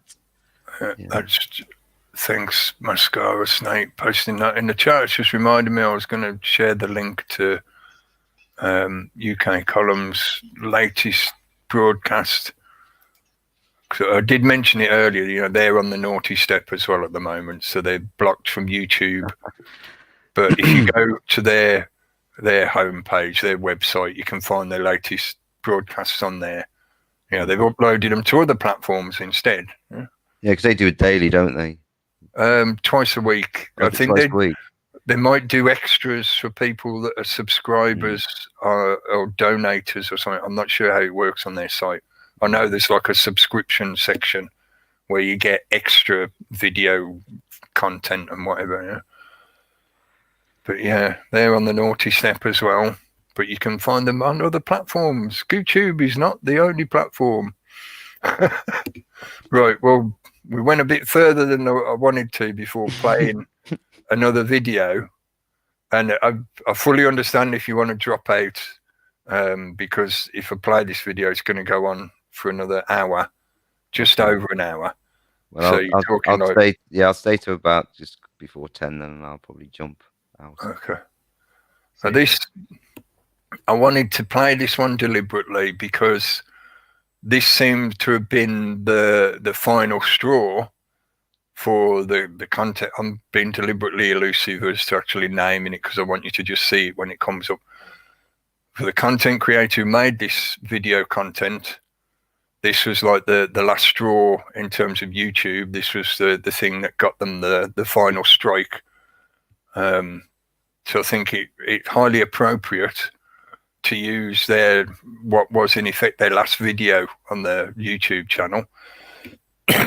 And also because it was absolutely appropriate and spot on in terms of the content and what they were covering, what he was covering in the video.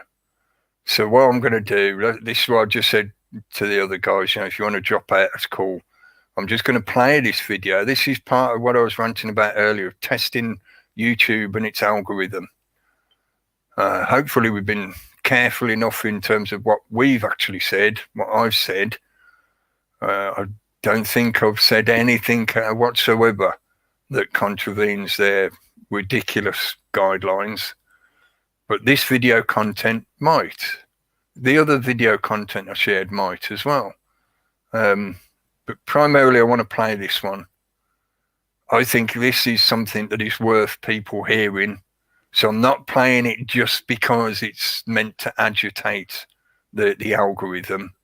I think it will because of what it is and what happened, etc. But to me, it's the content of this is relevant and worthwhile for people to have access to. So let's see what YouTube does about it. And once you see who it is, you'll know he's got all the usual kind of info on it. So if you want to go to their own website and find this, you can. And just as a forewarning, if it is an actual human being listening to these videos that's deciding whatever, the stuff I'm sharing is always fair use. It's covered under the fair use rules, or laws, I should say. And also, this one in particular, the content creator of these videos has given express permission multiple times. Yeah, he said this multiple times over the years that we are the public, we other content creators. It's okay for us to make use of their content and to share it and re-upload it, etc., etc. So I'm not contravening any copyright or any guidelines or any fair use restrictions. Okay.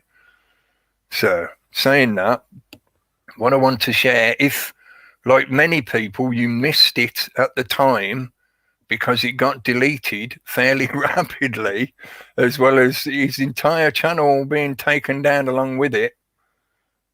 This is a video by James Corbett.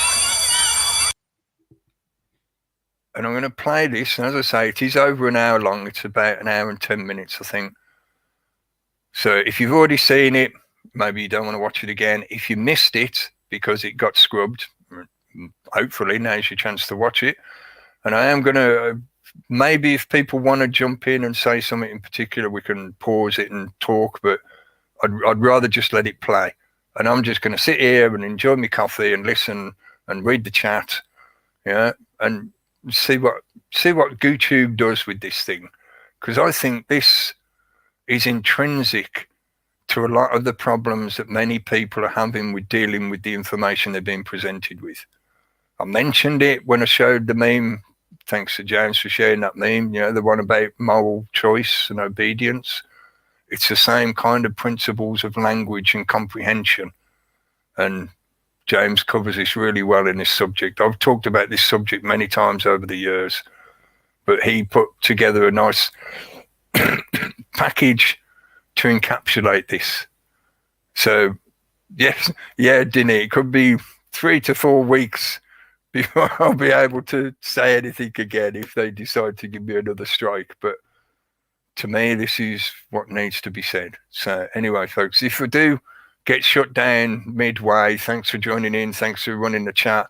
Thanks to the guys for joining in. Cheers, guys. Cheers, everybody. Thank you. We will see you again soon, hopefully. Bye-bye.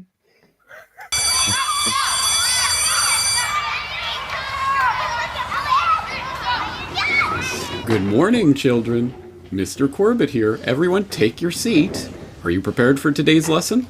Today is April 9th, 2021. And this is lesson number 398, Science Says. Okay, children? Are you all ready? Okay, take your seat. Now, let's play today's game. Let's play Science Says. Yay! Okay, are you ready? Science says, don't wear a mask. Right now in the United States, people should not be walking around with masks. You're sure of it? Because people are listening really closely to this. Right now, people should not be walking. There's no reason to be walking around with a mask. Good. Now, science says, wear a mask. And that's the reason why some time ago, the recommendation was made, I believe it was Dr. Redfield at the CDC who first said that, about getting some sort of a covering. We don't want to call it a mask because back then we were concerned we would be taking masks away from the healthcare providers. But some sort of mask-like facial covering, I think for the time being, should be a very regular part of how we prevent the spread of infection. Johnny? Oh, you didn't wear your mask. Uh-oh, you're out. Sit down. Okay, next. Science says, wear 2 masks. But if you want to really be sure, get a tighter fit with the second mask. So wait a minute, are you a double masker, Dr. Fauci? It looked like you are. Well, I have. In fact, I have used it occasionally, mostly, Savannah, for what the CDC is saying. The fit is better. If you get the surgical mask on and you put a cloth mask over, those areas around where some aerosol can get in are better fitting. Jenny, are you wearing 3 masks? I'll accept that answer. Oh, but little Darcy, sorry. You're not wearing 2 masks. You're going to have to sit down. All right. Okay, everybody. Now, take your mask off and breathe natural fresh air. Haha, gotcha! I didn't say science says. Get off of me! Get off of me! Put your hand behind your back. I will not put my hands behind my back. I'm not friendly. Doing nothing wrong. Do you want to go?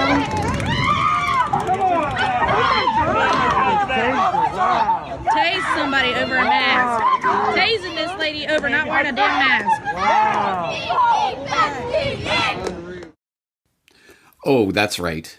This isn't a game. No, there is no science says, but your would-be unaccountable, unelected health overlords would sure love you to believe that this is a game, or at any rate, that these are rules, and that you must comply whenever they say the magic words, science says. But for anyone who has mindlessly repeated those words in the past, science says, when referring to a study that they think makes a point that they want to stress, or more likely, are referring to a pop-sci blog, which is characterizing a study that they haven't even bothered to read, that they think is affirming something that they themselves believe, well then, congratulations. You have successfully internalized the psychological operation to control your mind by your would-be overlords, and This is something that I have been through in many different forms in my work over the years. So I'm going to refer you to a number of those reports from which you can connect all of these dots together.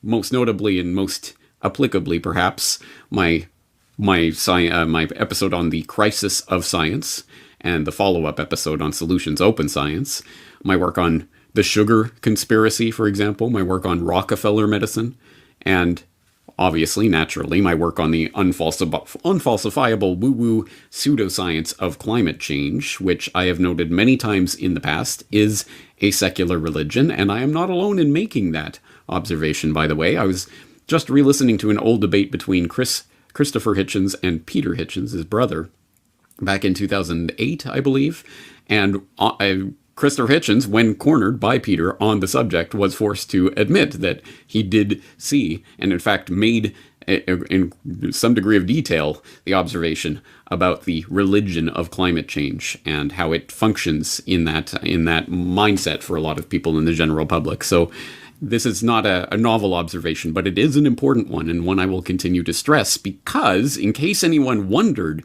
why on earth I have, over the years, stressed such points but James, science says blah, blah, blah. Well, no, science does not say anything. It is not a person. It does not speak. It does not issue diktats. It cannot fundamentally bridge the is-ought gap, amongst many other philosophical problems with such a game that we will get into momentarily. But first, I want to stress that what is happening here is not a joke. It is not a game. It is exceptionally important. It is part of a process of the weaponization of science that I called attention to under that title specifically back in 2017, more on which later. But for all of those who have had their head buried in the sand on this particular issue, well, you are starting to see the incredible relevance of it to your daily life as you mask up to go to the store and stay 6 feet apart and roll up your sleeve for the experimental medical interventions that are being forced upon the population, or that are being the population is being manipulatively coerced into receiving. You are starting to see what this game is really leading to, and the conditions for the intellectual environment that has been created over recent years, where unappointed and unelected would-be health authorities are now dictating reality to you. And if you question any of their pronouncements, or even any of the ways in which they are suggesting that you go about protecting your health, then you are now not just an anti-science heathen, but an actual extremist who is posing a danger to human society and must be dealt with. Do you think I am joking about that characterization? Well, let's take a look. In fact, I can very specifically point to something in recent weeks which should send a chill down the spine of anyone paying attention. And we're going to turn to the pages of Scientific American. What could be more apolitical than Scientific American, am I right, guys? Well, here we are on the Scientific American page, or more accurately on Archive today. Of course, I am not going to send the link or the traffic to Scientific American, but this will obviously be linked up in the show notes so you can go and read it for yourself. This is an opinion piece written by Peter J. Hotez, which is a name that should be familiar to my listeners for reasons that will become apparent. But at any rate, the headline for this opinion piece: the anti-science movement is escalating, going global, and killing thousands. And the subhead here: rejection of mainstream science and medicine has become a key feature of the political right in the US and increasingly around the world. So I think you get a flavor of where this is heading, but let's delve into this, because it really does deserve to be taken seriously as a serious threat. But before we actually delve into the text itself, I just have to parenthetically note the recommended reading on the sidebar of Scientific American. And I note this with some degree of chagrin as a previous subscriber to Scientific American a couple of decades ago, back when I was in university and, well, wanted to be well-read on the latest developments in science. And at that time, in my defense, I don't think Scientific American was nearly as political, as overtly political as it is now, following whatever political trends are going through society, at least not to this extent. And as my example of this, I will just point you to this. Look at this, read this next, the recommended reading here on the sidebar. Microaggressions, death by 1,000 cuts. Which COVID vaccine is best? And why do some people have side effects? Experts answer these questions and more. First, openly transgender top U.S. official is set to tackle inequity. Onward, intrepid rover. Well, there's something that may actually be scientific in nature. Racial disparities have been found in screening for postpartum mood disorders. And when will kids get COVID vaccines? Well, yeah, that's the question we're all asking, isn't it? When will kids get COVID vaccines? So as you see, I mean, just even from this list, so much of what they are pushing their readers to read these days is overtly political in nature, and more about the political aspects of science than science proper. But at any rate, let's delve into Peter J. Hotez's opinion piece here and see what he has to say. For example, he starts by saying, anti-science has emerged as a dominant and highly lethal force, and one that threatens global security as much as do terrorism and nuclear proliferation. Terrorism and nuclear proliferation. We must mount a counter-offensive and build new infrastructure to combat anti-science, just as we have for these other more widely recognized and established threats. Listen to what he is actually saying here. Do not elide over this passage. This is incredibly chilling stuff. He is outright saying that this anti-science, highly lethal force that is emerging is equivalent to terrorism and nuclear proliferation as an existential threat to humanity, or at least a national security threat, and needs a counteroffensive needs to be mounted to meet that threat in a similar way. So yes, the apparatus of the anti-terror state that was erected over the first couple of decades of this century are now going to be wielded against anyone who, questions Dr. Fauci? Is this where things are going? Well, if we read them literally and if we take their words at face value, this is exactly what people like Peter J. Hotez are proposing. And it gets worse. He goes on to say, anti-science is the rejection of mainstream scientific views and methods, or their replacement with unproven or deliberately misleading theories, often for nefarious and political gains. And if you read through that mealy-mouthed rhetoric there, you will see that he is suggesting that even someone who simply forwards an unproven theory that is not part of mainstream acceptable scientific consensus, as I suppose evidenced by the institutions that safeguard and gatekeep the scientific discourse, then you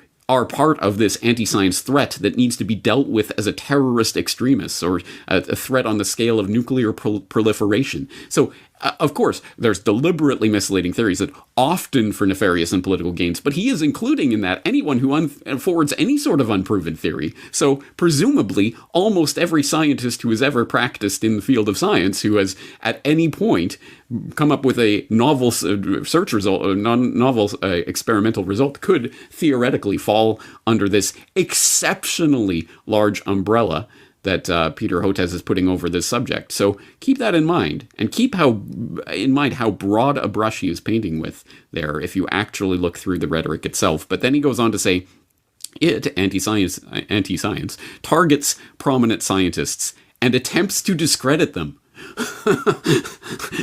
Again, you have to, I cannot fathom how anyone who proclaims to be a scientist could write something like this with a straight face. So apparently attempting to discredit something that another scientist is holding up as their truth, science says, is now an anti-science threat. But that is the very definition of the scientific process. That is, by definition, what scientists do. They are attempting to chart new territories, discredit or old ideas, forward unproven theories that can then be experimentally verified or falsified. That is the very essence of science. But apparently, no. There is an established body of consensus to which any challenge is a threat on the scale of terrorism and nuclear proliferation. Read what he is actually saying here. This is bone-chilling type of rhetoric. He goes on to say the destructive potential of anti-science was fully realized in the USSR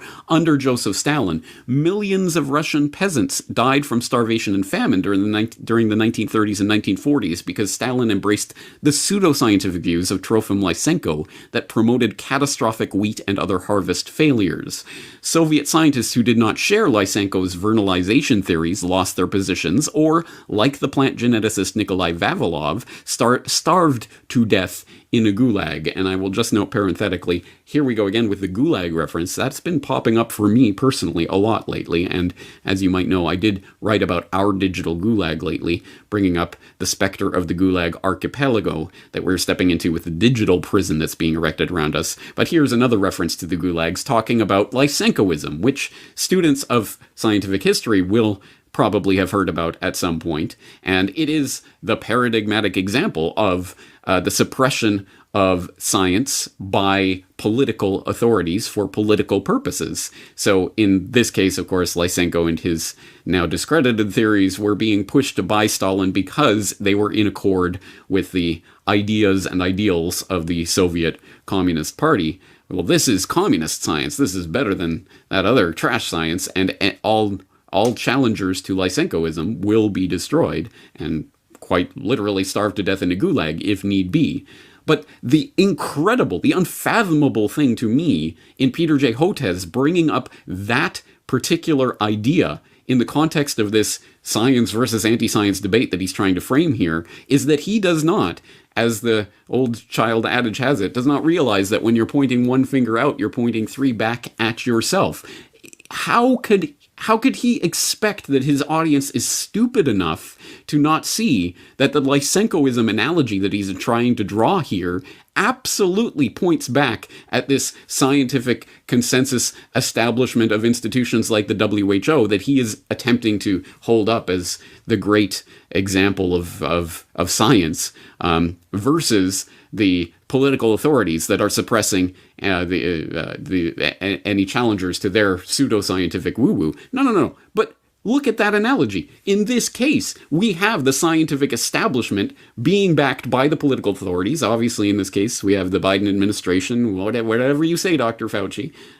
Just as Trump, by the way, largely did also do the same thing. I don't think this is a left-right political issue. Please see more about President Trump and my recent episode on Biden's secret plans for more on that, elaboration on that. But no, this is not a political thing. The entire political apparatus of the U.S. and virtually every country around the world, all signatories to the WHO, are going along with this equally and vigorously suppressing any and all scientific dissent to whatever happens to be the consensus of the moment, even when it later turns out to be wrong. And there are any number of examples that we can point to of that in recent months. Over the past year, there have been so many different examples of studies about the dangers of hydroxychloroquine being retracted later on, but in that time period when that was the scientific consensus, because look, it was in a peer-reviewed paper, any and all attempts to go against that were ruthlessly suppressed, censored off of the internet. People, doctors have had their credentials stripped. Scientists have been dragged through the mud, deplatformed in numerous ways for suggesting that there are problems with what is going on right now. And so the raising the specter of Lysenkoism and the idea that the political authorities are suppressing any challengers to their pseudoscience, I would hope that Hotez doesn't really believe that his audience is stupid enough not to realize that he is making that analogy in exactly the way that it implicates him and his cronies in the scientific establishment. But somehow I think he does believe that you are that stupid. Luckily, we are not, so we can see through such rhetoric. And he goes on to talk about now anti-science is causing mass deaths once again in this COVID-19 pandemic. Beginning in the spring of 2020, the Trump White House launched a coordinated disinformation campaign that dismissed the severity of the epidemic in the United States, attributed COVID deaths to other causes. Oh, that's just unbelievable. Claimed hospital admissions were due to a catch-up in elective surgeries and asserted that ultimately that the epidemic would spontaneously evaporate. It also promoted hydroxychloroquine as a spectacular cure. There we go, while downplaying the importance of masks. More on which in a moment, by the way, but let's just put a little highlight on that, the importance of masks. Other authoritarian or populist regimes in Brazil, Mexico, Nicaragua, Philippines, and Tanzania adopted some or all of these elements. Oh, here we go, the spreading of the anti-scientific message, starting, of course, in the Trump White House, because it's all Trump's fault at base, and more to the point, as he goes on to elaborate here, it's a Republican thing. It's completely presented here in the context of left-right and in the American political context specifically. But anyway, as both a vaccine scientist and a parent of an adult daughter with autism and intellectual disabilities, I have years of experience growing up against the anti-vaccine lobby, which claims vaccines cause autism or other chronic conditions. This prepared me to quickly recognize the outrageous claims made by members of the Trump White House staff and to connect the dots to label them as anti-science disinformation. Despite my best efforts to sound the alarm and call it out, the anti-science disinformation created mass havoc in the red states. In the red states, of course, because the blue states are doing A-OK. New York, California, just riding high. Woo! Again, writing this, I cannot imagine him writing this with a straight face. I honestly believe he thinks that his audience is this stupid. During the summer of 2020, and maybe because, well, anyway, during the summer of 2020, COVID-19 accelerated in states of the South as governors prematurely lifted restrictions to create a second and unnecessary wave of COVID-19 cases and deaths. Again, please put highlights on all of this, because he is making attributional claims here that there is some sort of proven connection between, for example, lifting of restrictions and rises in cases and deaths, which is actually a scientific claim, which he is not backing up with any science here. I mean, it's just an opinion piece anyway, so I guess he isn't obligated to actually back anything he's saying up with science while he's making these claims about anti-scientism. Then following a large motorcycle rally in Sturgis, South Dakota, a third surge unfolded in the fall in the upper Midwest. Exactly. This thing happened, and then this thing happened. Therefore, this thing happened because this thing happened. That's perfectly logical, totally valid reasoning, right, guys? Oh, wait. There may be problems with that. And given that that is an attributional claim, maybe you actually have to have some science behind that. And maybe you might have to back that up with something beyond simply saying, look, this happened, and then this happened. Did that really happen? Oh, don't question that. Anyway. A hallmark of both waves were thousands of individuals who tied their identity and political allegiance on the right to defying masks and social distancing. A nadir was a highly publicized ICU nurse who wept as she recounted the dying words of one of her patients who insisted COVID-19 was a hoax. So, of course, going back to the emotional heartstrings, which, of course, is the basis that they continue to go back to, because this is totally about the science and not anecdata, right, guys? Now, a new test of defiance and simultaneous allegiance to the Republican Party has emerged in the form of resisting COVID-19 vaccines. At least 3 surveys from the Kaiser Family Foundation, our study published in the journal Social Science and Medicine, and the PBS NewsHour, NPR, Marist poll each point to Republicans, or white Republicans, as a top vaccine-resistant group in America. So I guess white Republicans who have questions about vaccine are now anti-science enemies who are on par with terrorists and nuclear proliferation as a national security threat. At least 1 in 4 Republican House members will refuse COVID-19 vaccines. Once again, we should anticipate that many of these individuals could lose their lives from COVID-19 in the coming months. Historically, anti-science was not a major element of the Republican Party, blah, blah, blah, National Academy of Sciences. So again, now it goes through the institutions that were founded back in the days when politics was less blatantly partisan and people could hold hands and sing Kumbaya around these scientific institutions that were being founded by Republicans. But now, blah, blah, blah, I trace the adoption of anti-science as a major platform of the GOP to the year 2015, when the anti-vaccine movement pivoted to political extremism on the right. It first began in Southern California when a measles epidemic erupted following widespread vaccine exemptions. The California legislature shut down these exemptions to protect the public health, but this ignited a health freedom rallying cry. Your body, your choice? I don't think so, plebs. Health freedom then gained strength and accelerated in Texas, where it formed formed a political action committee linked to the Tea Party.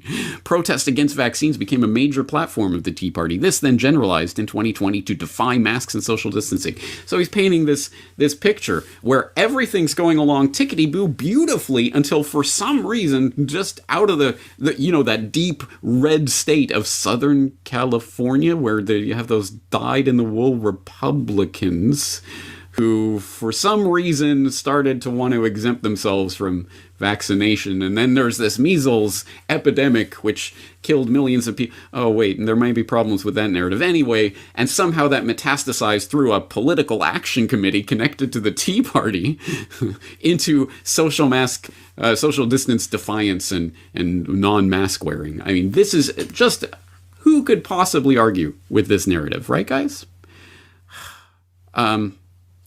Anyway, then it goes into American Institute of Economic Research, Great Barrington Declaration, Scott Atlas. These doctors, these scientists who say things that I don't approve of are the anti-science threat. Case example. Here, might as well, Peter J. Hotez is Lysenko in this analogy. And the political establishment that has his back is the Soviets. It is Stalin who is attempting to suppress Scott Atlas and anyone else who questions in any way any part of this narrative. Anyway, then it goes on, full anti-science agenda of the Republican Party. We are approaching 3 million deaths from the COVID-19 pandemic. Citation needed? Oh, wait, he goes on to say, it is increasingly apparent that the SARS-CoV-2 alone is not responsible. Yeah, I think that's true, but obviously not in the way he means it. No, he's saying it's because of these damn anti-science people who aren't wearing their masks, which is the magical talisman that will protect us from the invisible boogeyman, Ooga Booga. Oh, you're not wearing your mask properly. I'm losing my mind. It's because of you. You're the reason that people are dying on this planet. And if you just wore a mask, no one would die ever again. This is the level at which they are attempting to communicate with the public right now. And it just, unfortunately, again, if this was just the sort of, the halcyon days of 2015, when it was just people like Peter J. Hotez raging into the wind about these anti-science people who care about their own health and protecting their bodily autonomy and other such nonsense. If it was only those days, that would be fine, but it obviously isn't. As he goes on to say, containing anti-science will, as anti-science asterisk, as defined by Peter J. Hotez, will require work and an interdisciplinary approach. For innovative and comprehensive solutions, we might look at interagency task forces in the US government or among the agencies of the United Nations, given the role of state actors such as Russia. Again, citation? Nah, let's just say it. It's fine, good enough. Everyone knows that to be the case now anyway, right? Or at least Peter J. Hotez's intended audience. And anti-vaccine organizations that monetize the internet. Again, the way they can make absolutely anything sound so ominous is incredible. We should anticipate that any counteroffensive could be complex and multifaceted. The stakes are high given the high death toll that is already accelerating from the 1-2 punch of SARS-CoV-2 and anti-science. We are fighting two invisible boogeyman comrades. We must be prepared to implement a sophisticated infrastructure to counteract this, erect a digital gulag to contain, similar to what we now already have done for more established global threats. Anti-science is now a large and formidable security issue. Let me reread that for the heart of thinking. Anti-science is now a large and formidable security issue. Yes, they are framing this in the exact same terms that they were framing the war of terror of the past couple of decades. It is now explicitly a war on anyone who will question anything being told to them by any presumed self-appointed would-be health authority. And anyone who does not see the grave danger that is being presented here is not taking this seriously. And unfortunately, at their own risk, they are dismissing these words. These are not idle words. Yes, Peter J. Hotez is not personally going to be able to implement this agenda, but he is speaking for an establishment that does have the power to implement this very agenda. Anyone who is not in compliance with the diktats of whatever scientific institution is holding sway over the political apparatus at any given time is going to be deemed a threat and is going to be dealt with. This is not a scientific debate, as Goethe explicitly makes clear in that opinion piece, where he says that absolutely anyone forwarding any unproven theory that goes outside of the bounds of the mainstream, however that is defined, which of course he doesn't bother to even attempt to define, is a threat, is part of this anti-scientific threat, and will be dealt with, presumably, in the same way as a national security threat. Then we'll have to get the United Nations involved to deal with this global threat to human safety. This is not about the science. This is now about compliance. And if you do not comply with these dictates, they will take away your basic human rights. You are now a hostage being held by this suddenly, out of nowhere, where did this come from? This new scientific priest class. And they're not even hiding it anymore. They are explicitly saying this in their own words. My main concern is that we're not going to reach herd immunity because of vaccine hesitancy. And I know that's hard for a lot of people to believe who desperately want the vaccine right now. And they're thinking, oh, well, it's just a small percentage of people who are actually anti-vaxxers. And that's true. There is the anti-science, anti-vaxxer contingent. But I think that there are many more people, millions of people, who, for whatever reason, have concerns about the vaccine, who just don't know what's in it for them. And we need to make it clear to them that the vaccine is the ticket back to pre-pandemic life. And the window to do that is really narrowing. I mean, you were mentioning, Chris, about how all these states are reopening. They're reopening at 100%. And we have a very narrow window to tie reopening policy to vaccination status. Because otherwise, if everything is reopened, then what's the carrot going to be?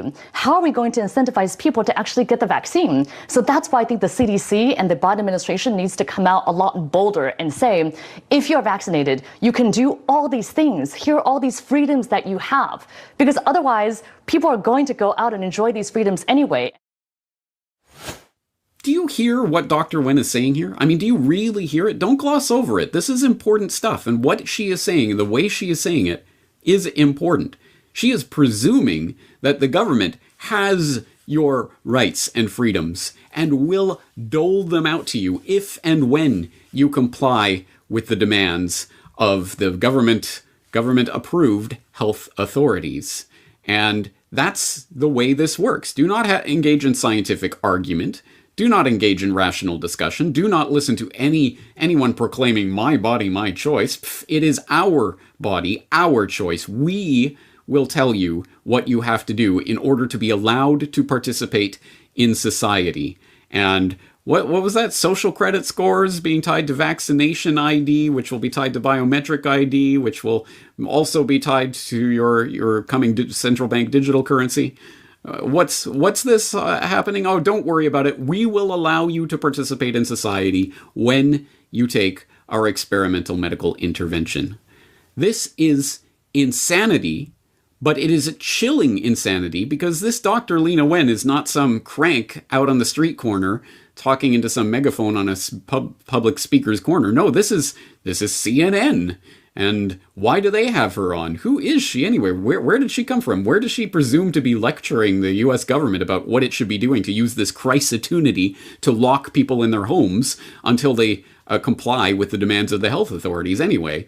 Well, as CNN, as the Chiron helpfully tells us, well, she's some sort of ER physician, a former health commissioner of Baltimore, some professor of public health policy at GWU. Well, we can find more information about Dr. Lena Wen and her background at her public profile on the World Economic Forum page, where it helpfully tells us that Dr. Lena Wen is an emergency physician and visiting professor of health policy and management at the George Washington University School of Public Health. She's also a contributing columnist for the Washington Bezos CIA Post, writing on health policy and public health. Blah, blah, blah, frequent guest commentator on CNN, BBC, MSNBC, National Public Radio, blah, blah, blah. health commissioner for the city of Baltimore, where she led the nation's oldest continuously operating health department in the U.S. to fight the opioid epidemic. Well, good job there. Treat violence and racism as public health issues and improve maternal and child health. She's also served as president CEO of Planned Parenthood, where she worked to reposition the organization as a mainstream healthcare entity that delivers comprehensive care for women and families. And director of patient-centered care research, Department of Emergency Medicine, blah, blah, blah, consultant with the World Health Organization, the Brookings Institution, and the China Medical Board. Dr. Wen earned her degree from Washington University School of Medicine and her master's at the University of Oxford, where she was a Rhodes Scholar. Completed residency training, dozens of scientific articles, blah, blah, blah, TEDx Talks, TED Med Talks. She's received recognition, Modern Healthcare's 50 Most Influential Physician Executives, blah, blah, blah, Governing Public Officials of the Year, and World Economic Forum's Young Globalist Leaders. In 2019, Dr. Wen was named one of Time Magazine's 100 Most Influential People. Oh, I see. So basically, she has a winning bingo card for the globalist jet set bingo, part of the Rothkopf-defined superclass there, and clearly someone with who isn't just ranting on a street corner into a megaphone. No, she really does have the ear of many rich and influential people, as her position, obviously, is a mouthpiece for very influential agendas, and they're not hiding it. They're not trying to be coy about this. Once again, the open conspiracy. No, they are saying this is a crisis, and we have to use this crisis as a leverage point and lock people in their homes and not allow them to participate in public life until they receive this medical intervention. And do you think that this reasoning is going to stop here? Oh, yes, of course, we had the big COVID-19 pandemic. It was terrible. It ravaged the world, but we got through it by the skin of our teeth and implemented all of this infrastructure for mandating that everyone be subjected to forced experimental medical interventions at the drop of a hat anytime public health officials say so, but it was never used again. No. It was just during that horrible pandemic, and then that was over, and for the next century, there was never a sign of such a thing being used ever again. No, of course, this is precedent-setting time, and they're trying to set the precedent that if you are not in any way opposed to any of this, even on philosophical grounds, let alone genuine concern for your own health, then you are anti-science, and you are a threat on the level of a domestic terrorist extremist and or nuclear proliferation. Why not? Just throw out anything that sounds scary, because that's what you are. So this is not some random person saying this. This is the esteemed Dr. Lena Wen saying it. And that raises the question, who is this Peter J. Hotez who wrote that Scientific American opinion piece anyway? I'm sure I've heard of his name before. Because one of the things that we're not hearing a lot about is the unique potential safety problem of coronavirus vaccines. This was first found in the early 1960s with the respiratory syncytial virus vaccines, and it was done here in Washington with the NIH and Children's National Medical Center, that some of those kids who got the vaccine actually did worse, and I believe there were 2 deaths in the consequence of that study. Because what happens with certain types of respiratory virus vaccines, you get immunized, and then when you get actually exposed to the virus, you get this kind of paradoxical immune enhancement phenomenon. And we don't entirely understand the basis of it, but we recognize that it's a real problem for certain respiratory virus vaccines. That killed the RSV program for decades. Now the Gates Foundation is taking it up again. But when we started developing coronavirus vaccines, and our colleagues, we noticed in laboratory animals that they started to show some of the same immune pathology that resembled what had happened 50 years earlier. Oh, that's right. That Peter J. Hotez. Yeah, you'll recall that clip from Bill Gates' plan to vaccinate the world. But if your only exposure to Peter J. Hotez was that particular clip, you will be forgiven for thinking that, oh, here's this insider vaccine researcher who's blowing the whistle on the potential dangers of coronavirus vaccines. Well, in a sense, yes, but if you watch the fuller context of that full testimony, and as always, I will throw the link into the full testimony into the show notes so you can go and watch it for yourself, but you'll see, yes, Hotez is blowing the whistle, in a sense, on the potential dangers, the potential immune enhancement phenomenon that he's describing here for people who are vaccinated, well, in this case, lab rats, that are vaccinated and then subjected to the wild strains of a virus. Well, that could actually increase and enhance the phenomenon, so it actually makes it worse. But his fuller testimony is saying, well, we were just about to conquer that, but our funding got pulled, or we didn't have enough funding. So because people aren't interested enough in funding vaccine research, what you guys need to do is give us more money. That was the gist of his testimony ultimately. And well, that was, of course, pre-COVID-19. So, and all of this craziness that's resulted. So yeah, you better believe there has been a lot of money that's been invested in this area over the course of the past year and years, really, when you look at the bigger scheme of Gavi and all of these organizations and institutions that are coming along to fund this research. So, yes, Peter J. Hotez, not just a vaccine proponent, not just an evangelist, but an obsessive who has made it his life mission to destroy those anti-vaxxers who are monetizing the internet because, oh yeah, there's so much money to be made. People are rolling around in money. It's just raining from heaven if they're online, except, you know, when they get banned from Patreon and other places that make it harder and harder to pay their monthly bills. But yeah, but, you know, those guys are raining, just money's pouring down from heaven on them. But the big pharma, oh, they're struggling to scrape 2 pennies together to save the world with their wonderful medical interventions, right?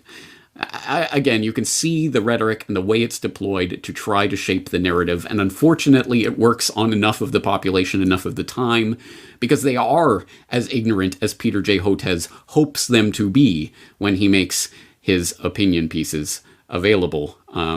And of course, as I say, that's part of that higher level propaganda that I was pointing out with the Foreign Affairs Journal, for example. It's not for the masses. It's for the slightly higher rung of the ladder of people who would actually, you know, care what gets printed in Scientific American, etc. Well, all right, Peter J. Hotez, really? You really want to go here and you really want to start opening the Pandora's box of the question of what constitutes science and anti-science, and who is on which side in this particular debate? You really want to go there? Because that's what you imply when you bring those words out. Of course, you never define them very strictly. It's just anyone who goes against the mainstream acceptable opinion of science. Anyone who goes against Lysenkoism version 2, the COVID-19 boogaloo. Yeah, you really want to go there? I don't think you do, because you have a little philosophical pea shooter in this philosophical knife fight. But, oh no, James just used a violent analogy that people use in their day-to-day speech all the time. Oh, it's word violence, I tell you. Oh, please make it stop. Someone censor him immediately.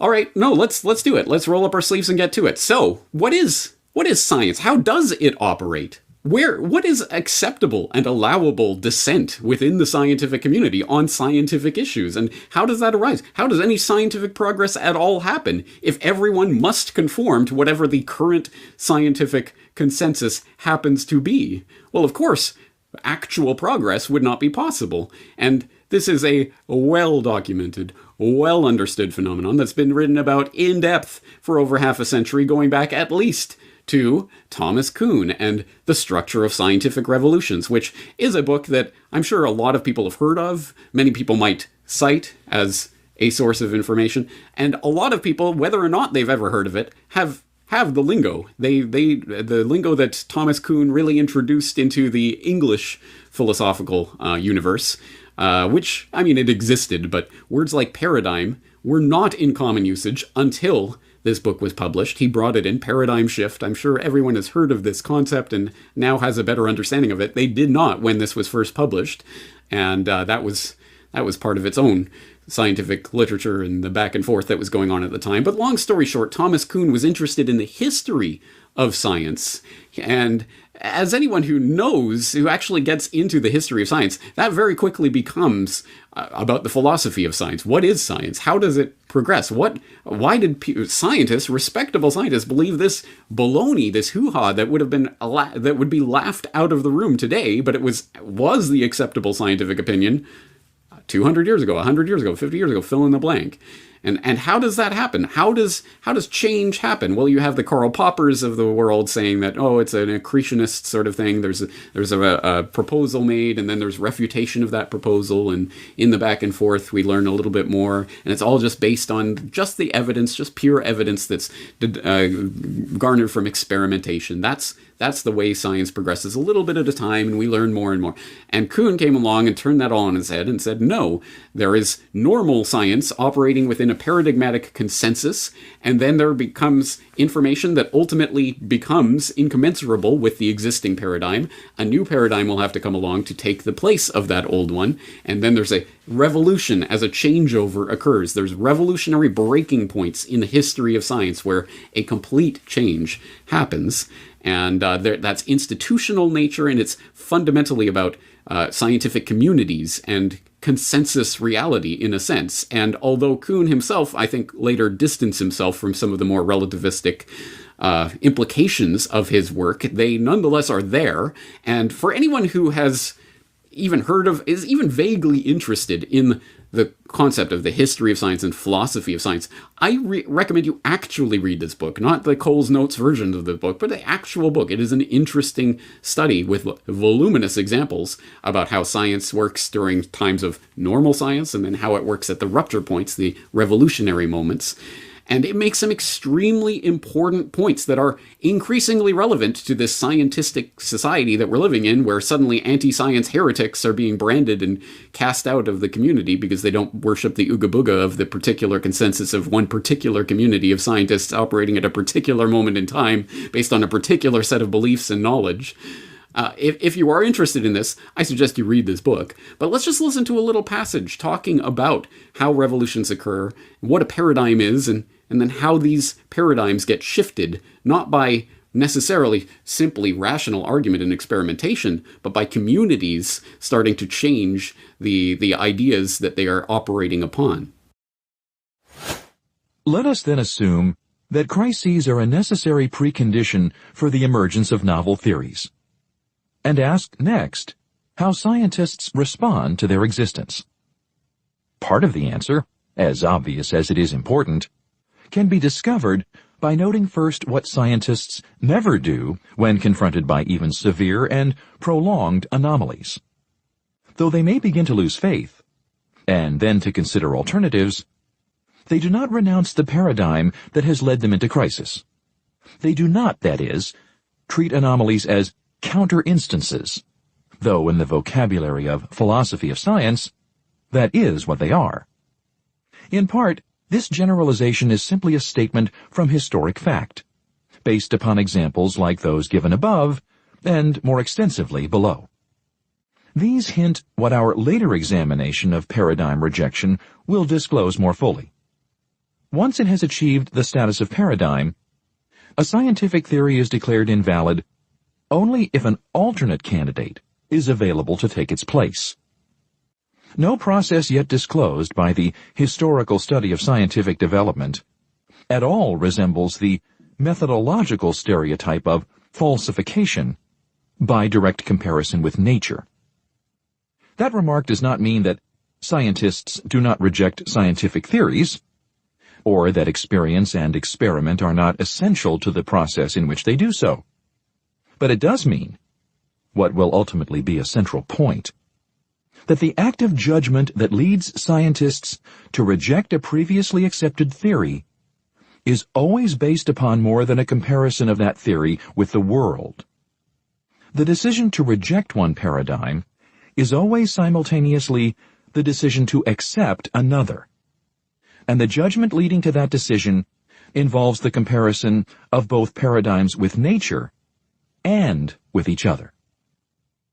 There is, in addition, a second reason for doubting that scientists reject paradigms because confronted with anomalies or counter-instances. In developing it, my argument will itself foreshadow another of this essay's main theses. The reasons for doubt sketched above were purely factual. They were, that is, themselves counter-instances to a prevalent epistemological theory.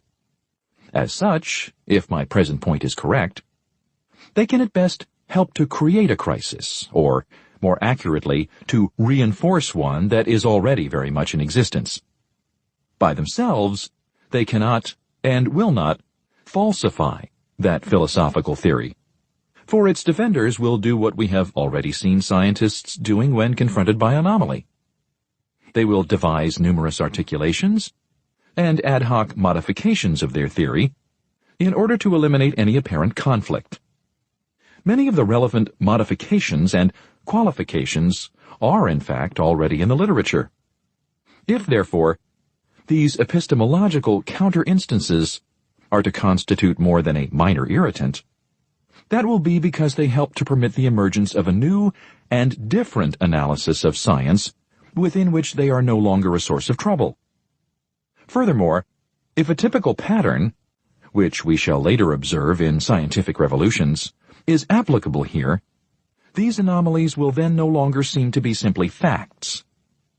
From within a new theory of scientific knowledge, they may instead seem very much like tautologies, statements of situations that could not conceivably have been otherwise.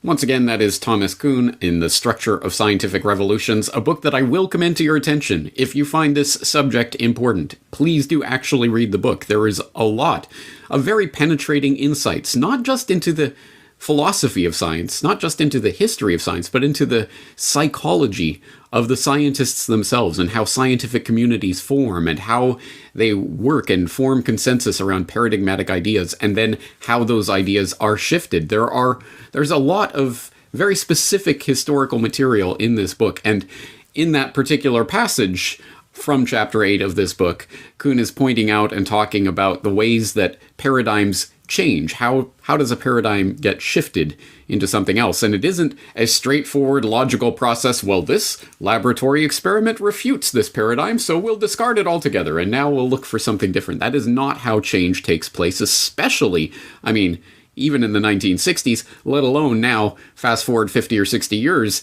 and how much more deeply entrenched is the institutional nature of science these days in the gigantic industry of science. Of course, through NSF and national funding of various sorts in various countries, but also through the research universities that are increasingly funded by the corporations and the philanthro-capital investment firms and others like the Bill and Melinda Gates Foundation, which is an investment firm in all but name, essentially. So there is a lot to consider when it comes to this. And for those who need specific examples in the book, Kuhn goes through many, many specific examples from the history of science, talking about how various theories were forwarded and how an entire research paradigms formed around them, talking about phlogiston and the ether and other such concepts that have long since been discarded and are now looked at as pseudoscience, ooga-booga nonsense, but at the time was the cutting edge of science, and it was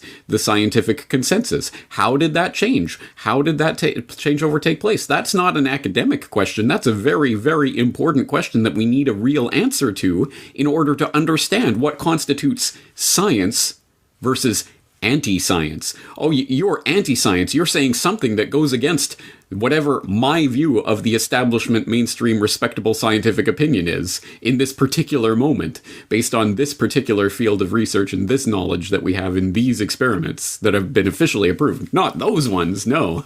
So, again, who is Peter J. Hotez to be sitting on that cloud deeming what is science and what is anti-science?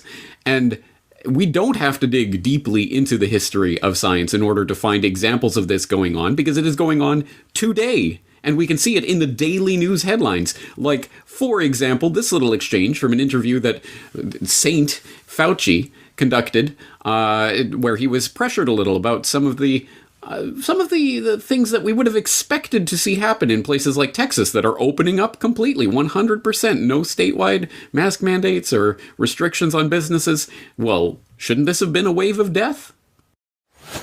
You mentioned Texas and that full ballpark in Arlington yesterday. There was a lot of concern last month when Texas effectively opened up, dropped all those restrictions and said it's back to life. And if you go to Texas, as you know, it looks like 2019. The restaurants and the bars are full and open. The ballparks are full. And yet We've seen cases and hospitalizations since then continue to tick downward. So what do you make of that as all of us look around and sort of try to consider how safe it is to get back to normal life? Yeah, it can be confusing because you may see a lag and a delay because often you have to wait a few weeks before you see the effect of what you're doing right now. There are a lot of things that go into that. I mean, when you say that they've had a lot of activity on the outside, like ball games, I'm not really quite sure. It could be they're doing things outdoors. It's very difficult to just one-on-one compare that. You just have to see in the long range. I hope they continue to tick down. If they do, that would be great. But there's always the concern when you pull back on methods, particularly things like indoor dining and bars that are crowded, you can see a delay and then all of a sudden tick right back up. We've been fooled before by situations where people begin to open up, nothing happens, and then all of a sudden, several weeks later, things start exploding on you. So we got to be careful we don't prematurely judge that. Oh yeah, just wait another couple weeks. We'll see it in a couple of weeks. Don't worry, just wait a couple weeks. The deaths are coming. Trust us. It can't possibly be that the paradigm under which we are operating, in which lockdowns are safe and effective against this killer respiratory viral infection that is going everywhere, it can't possibly be that there's any problem with any of that. No, it's just that we haven't seen it play out yet. It just takes time. How much time? Well, we can't predict that. That's unpredictable. So there are moments of aporia in the data. Well, this doesn't actually line up with anything that we would have expected or predicted, but it doesn't undermine our theory. This is how scientific establishment works. It continues to defend paradigms that have long since ceased to be defensible, simply because, well, there's no new paradigm coming along to take its place, because we are squelching it out of existence in this Soviet-style Lysenkoist purge of any possible alternative explanations for what is happening with this highly tampered with data, as we've talked about before, damned lies in coronavirus statistics. Well, it is definitely a parlor game that is being played, and it is being played through tricks like these. Well, yes, of course we can't see a wave of deaths yet. It's only been 2 weeks, 3 weeks. It's only been a month. It's only been etc. And then they can continue to defer that forever. And then whenever any death ever happens, they can say, well, look, see, it was directly responsible. This is a game that is being played right now. It is inherently not scientific in nature. There is no testable prediction being made here. It's just that at some point in the future, there will be some sort of rise in some sort of broadly defined respiratory infection cases or something, or some sort of increase in hospital occupancy, a decrease in beds available, but actually there are less beds available because you're sending doctors and nurses home. But don't worry about any of that statistical chicanery. Again, you see how this game works, and as I say, this is playing out every single day in all sorts of different ways. You can see it in any number of headlines, like this recent one from The Guardian. When have they ever lied to you? Israel and Chile both led on COVID jabs, so why is one back in lockdown? And it says, analysis, contrasting national outcomes highlight how easily UK could blow its chances. And this article starts by saying that as mass vaccination programs take hold around the world, some countries have begun to get on top of the virus, while others have continued to struggle. Two countries that have streaked ahead with immunizations are Israel and Chile. But as Israel edges back to a new normal, Chile has been plunged back into lockdown.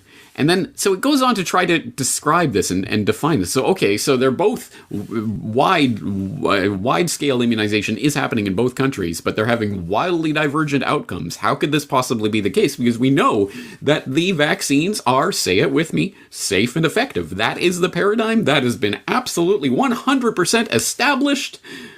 Question mark, asterisk, really? Future vaccines, please see it on CorbettReport.com. You can't see it on YouTube because they have scrubbed it from YouTube.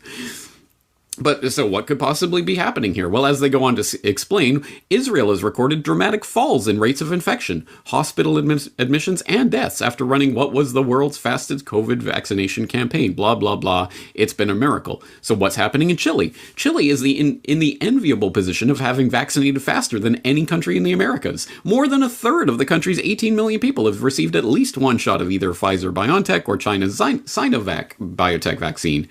However, cases have soared to the point of overwhelming the health system, and strict lockdown measures are back in place. So what went wrong?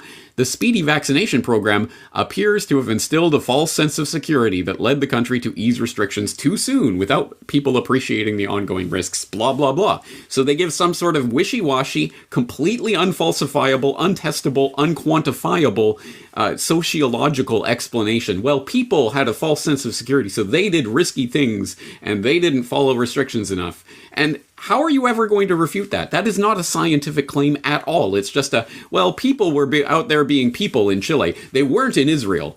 Therefore, we can explain the divergence in outcomes. Do you buy that? Does that sound like a scientific rationale for you? Does that sound like an ad hoc rationalization, exactly as Kuhn was pointing out 60 years ago? This is how scientific paradigms shatter, not because of, oh, well, look, they're divergent outcomes, therefore there must be something going on here that is not accounted for in our paradigm. No, scientists don't do that. They come up with ad hoc rationalizations. Oh, people in Chile were going out willy-nilly, and people in Israel were following the rules, therefore.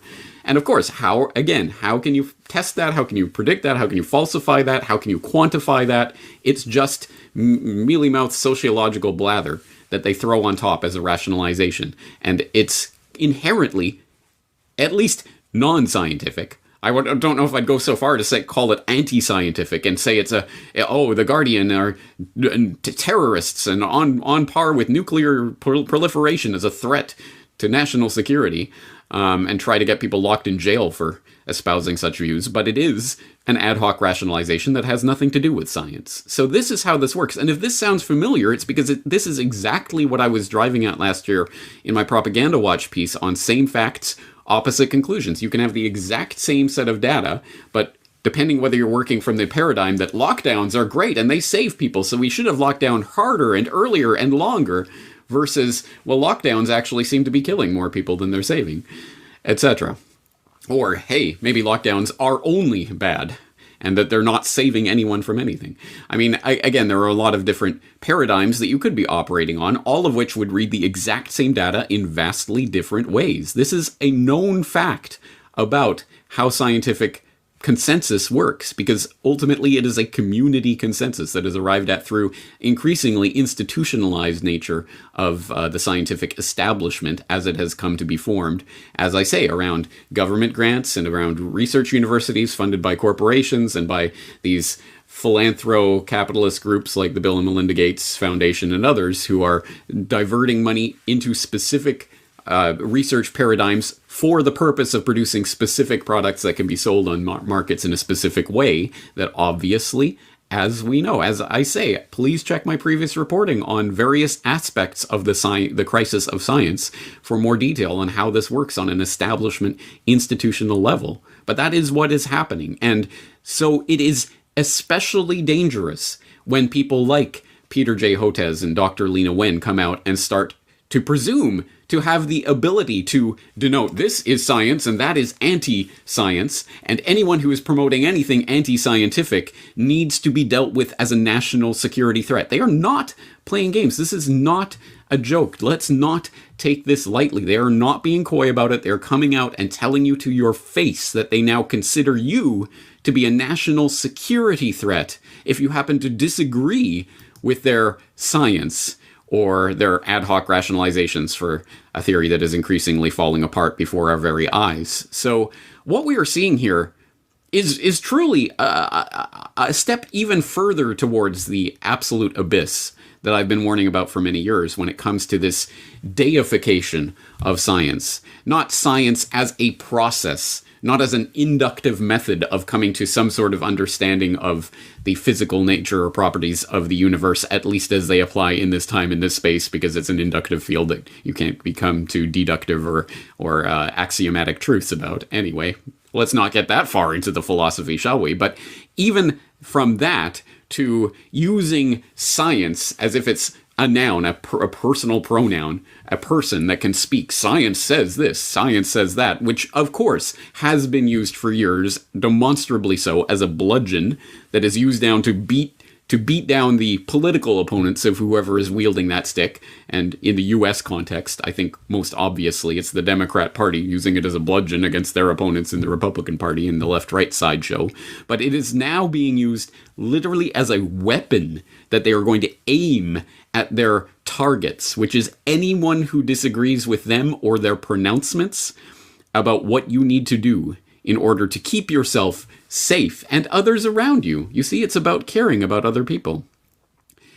This is something that I have been ringing the alarm bell about for years now, and if I seem a bit worked up about it today, it is because we are at an extremely dangerous spot where the Peter J. Hotezes and others, the mouthpieces of this establishment, are coming out and identifying people who disagree with them as national security threats on par with terrorism and nuclear proliferation. That is not empty rhetoric. That is a declaration of war, essentially, and I take it very seriously. But if you want a much calmer and more rational and more staid and more Corbett-like analysis of this situation, go back to my piece in 2017 on the weaponization of science, where I identified this phenomenon, I called it out for what it was, I told you where it was heading before we actually got here. So it was back in the days in 2017 when this seemed much more of a theoretical sort of thing and not a genuine existential threat.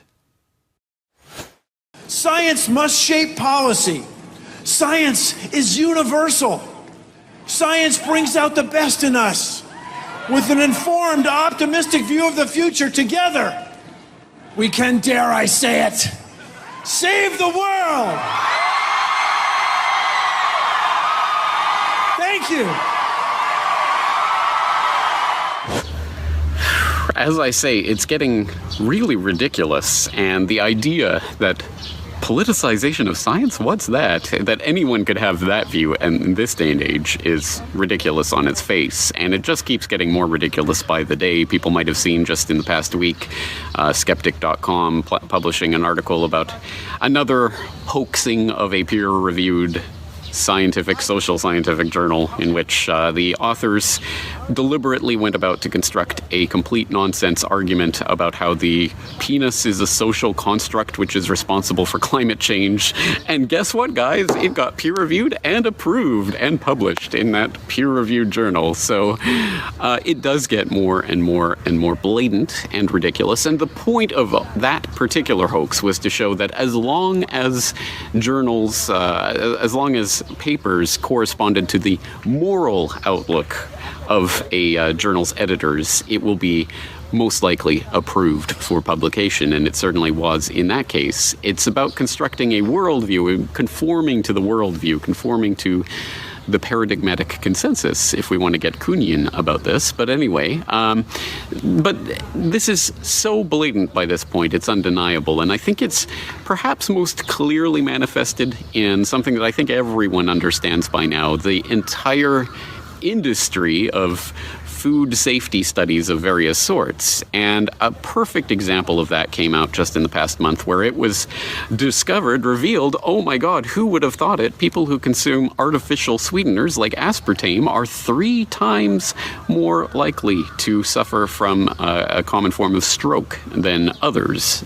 Who would have thought it, except everyone who's been warning about aspartame for decades and decades. And if you want to know more about aspartame and how it got approved in the first place, you can go back and listen to my earlier podcast on Meet Donald Rumsfeld, where we talked about his role in getting aspartame approved for human consumption in the first place. But yes, now decades later, they come out with a study that shows, well, guys, we had no idea, but guess what? It does apparently cause strokes.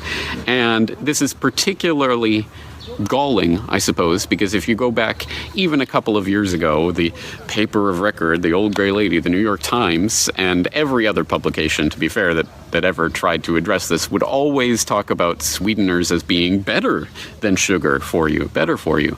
And they would point to a handful of studies, the same studies every time, including, I mean, just as one example, this 2007 study, it was a peer review study through various different studies that had been published.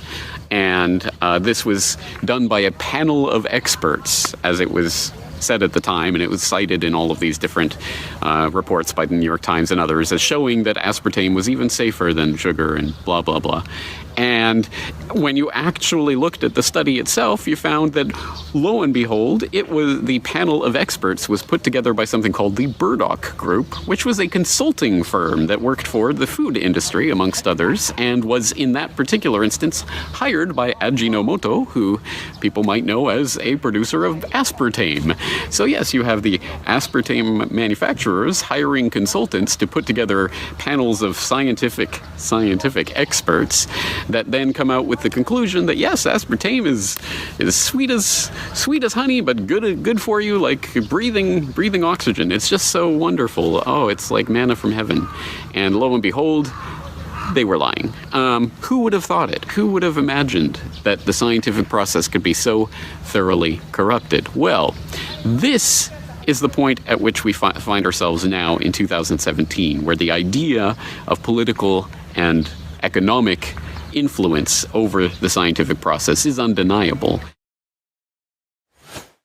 Once again, that is the weaponization of science that I recorded 4 years ago now, and I will commend it to your attention. Please go and watch it in its entirety, and please follow up with the other reports that I've talked about today, about the crisis of science, about the sugar conspiracy, about various aspects of how the scientific process has been perverted into a scientific establishment that is now presuming to dictate what people must do, or must not do, with their own bodies even, crossing those absolute lines in the sand towards the complete and utter destruction of the principle of bodily autonomy. This is extremely dangerous, and people like Peter J. Hotez have just ramped it up an order of magnitude, talking about anti-scientific threats as national security threats that must be dealt with by the United Nations. It is getting absolutely off the charts crazy. And I say this, and I shouldn't need to say this, but I'm going to say it in black and white for the heart of thinking. This is not an anti-scientific message. This is at its heart a scientific message that I am bringing to you today. And I think the people in the audience who should be most offended by the Hotezes and the Lena Wens and others who are using this crisis-tunity to forward their explicitly political agenda and put in the infrastructure for a future totalitarian society, I think the people who should be most offended by this are scientists who just maybe, perhaps, one day, it just might happen that they find themselves in disagreement with something that the Hotezes or Wens of the world decree is the scientific mainstream establishment consensus. And anyone who disbelieves this is part of that anti-science national security threat and needs to be dealt with. The people who should be most concerned about that and most offended by it are scientists, people who are actually practicing in the field, who just maybe, perhaps one day will have a disagreement with a colleague that turns into them being classified some sort of national security threat.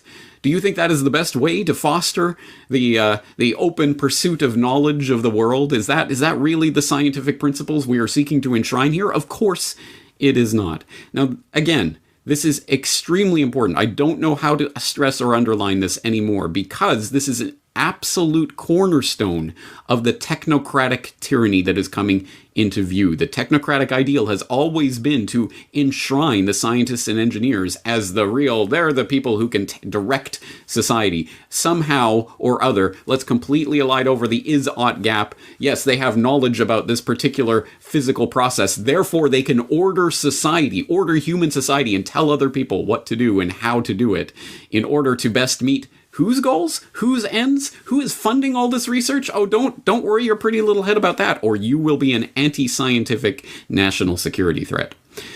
Again, some extremely important material we've covered today. I highly exhort you to go to the show notes for this podcast episode and explore them. There's a lot of information here to dig into, but I think I've made myself clear today that ultimately those who are concerned about science should be most concerned about this use of the game of science says as a weapon aimed against anyone who disagrees with the establishment.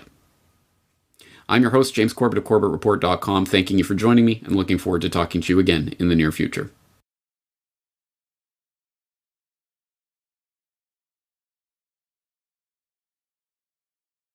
There's me not realising he'd actually finished then. I forgot that was the bit where it ended. So, there you go. Thank you to... I need to remove it from there, yeah. Thank you to everyone that stuck around. I think it was most of you managed to get all the way through it. Hopefully it's something that you may have missed before, so it was new for you rather than just being a repeat of what you've seen the other week. But that was the last one that appeared on his channel, and the general impression was that was the last one that caused the strike and got his channel scrubbed. So I thought that was the most appropriate, and it was perfectly on point, talking about that crux point, the hinge of trust, and trust in science, trust in experts, trust in an authority, etc., and how science is being politicized and manipulated.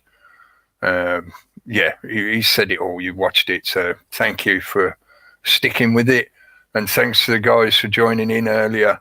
I did forewarn them so they weren't sort of, stuck on the spot, but I know it was sort of, I said to them it's like over an hour video, so but I thought it was definitely one to share, and good as well for me to do, like I said, like a kind of test.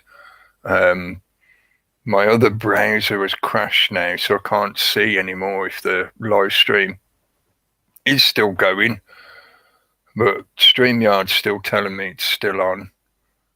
So I'll take that, and the fact that you're all in the chat room. So yeah, as far as I know, it is still on. Yes, I do have a channel on Odyssey. I'll put the link in again.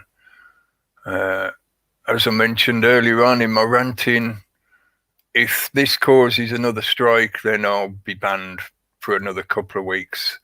So you won't see much of me on YouTube for a couple of weeks, apart from on the Wednesday night on Peter's channel on the reality chat. So I haven't exactly done any extra specific content just for Odyssey yet. But if they strike me further or whatever, then yeah, obviously I'll be making more use of that. We will hopefully be back again on Wednesday night on the reality chat channel, and we'll do reality chat on a Wednesday night. I'm trying to be a little bit careful of what I say. I don't want to get other people's channels into shit. It turns out other people have received strikes for content that's partly come from me, for one of the ice cream social that we did with Camille and Venonymous. They'd both mirrored it on their channels, and Venonymous's channel received a strike for that content. So this is why I say it seems to be very much like they're just sprinkling them out like confetti or like glitter. Because why was it struck on Venonymous's channel, but it wasn't struck on my channel or on Please Stop the Ride? There doesn't seem to be any consistency, or they don't seem to be adhering to their own supposed guidelines, etc., etc. You've seen what it's like now. you know how to use YouTube. You've been there. You've seen it. You've got the T-shirt. So yeah, I'll leave it at that. Thanks again for sticking with it, folks. I'm gonna look at getting a copy of that Kuhn book. I've read a bit of Popper, but the Kuhn book I haven't read, or his work I haven't read, so I feel I want to go and look at that and put that together with what I know about philosophy of science, Karl Popper and stuff like that. Yes, it's a point I've been making for years, but maybe this current situation is that counter instance that he was referencing. They built up this paradigm to a point where it's under such extreme pressure, it's immensely fragile, it's going to go pop at any second. And that's what I think Kuhn was talking about. Yeah? It's not that slow accretion process. It's the one paradigm becoming dominant until it goes pop, because it can no longer sustain its own hypocrisies or inconsistencies, etc. So, yes, okay, I'll leave it at that because I'll start rambling and it's getting late. Thanks again, folks. Don't believe all the bullshit out there. Keep applying the scientific method if you can, making use of your rational cognitive abilities, and we'll see you again soon, hopefully. Hopefully it's not going to be 2 weeks. Thanks to everyone in the chat room for joining in. Thanks as well for the great comments. It was good to be able to show some of the comments. I didn't feel it appropriate to show quite all of them. They were a bit too tongue-in-cheek, and we're having a good laugh in the chat room. So thanks to everyone for that. And we will see you again. I keep saying we. It's just me in here now. So I will see you again soon. Thanks again, folks. Got cheese.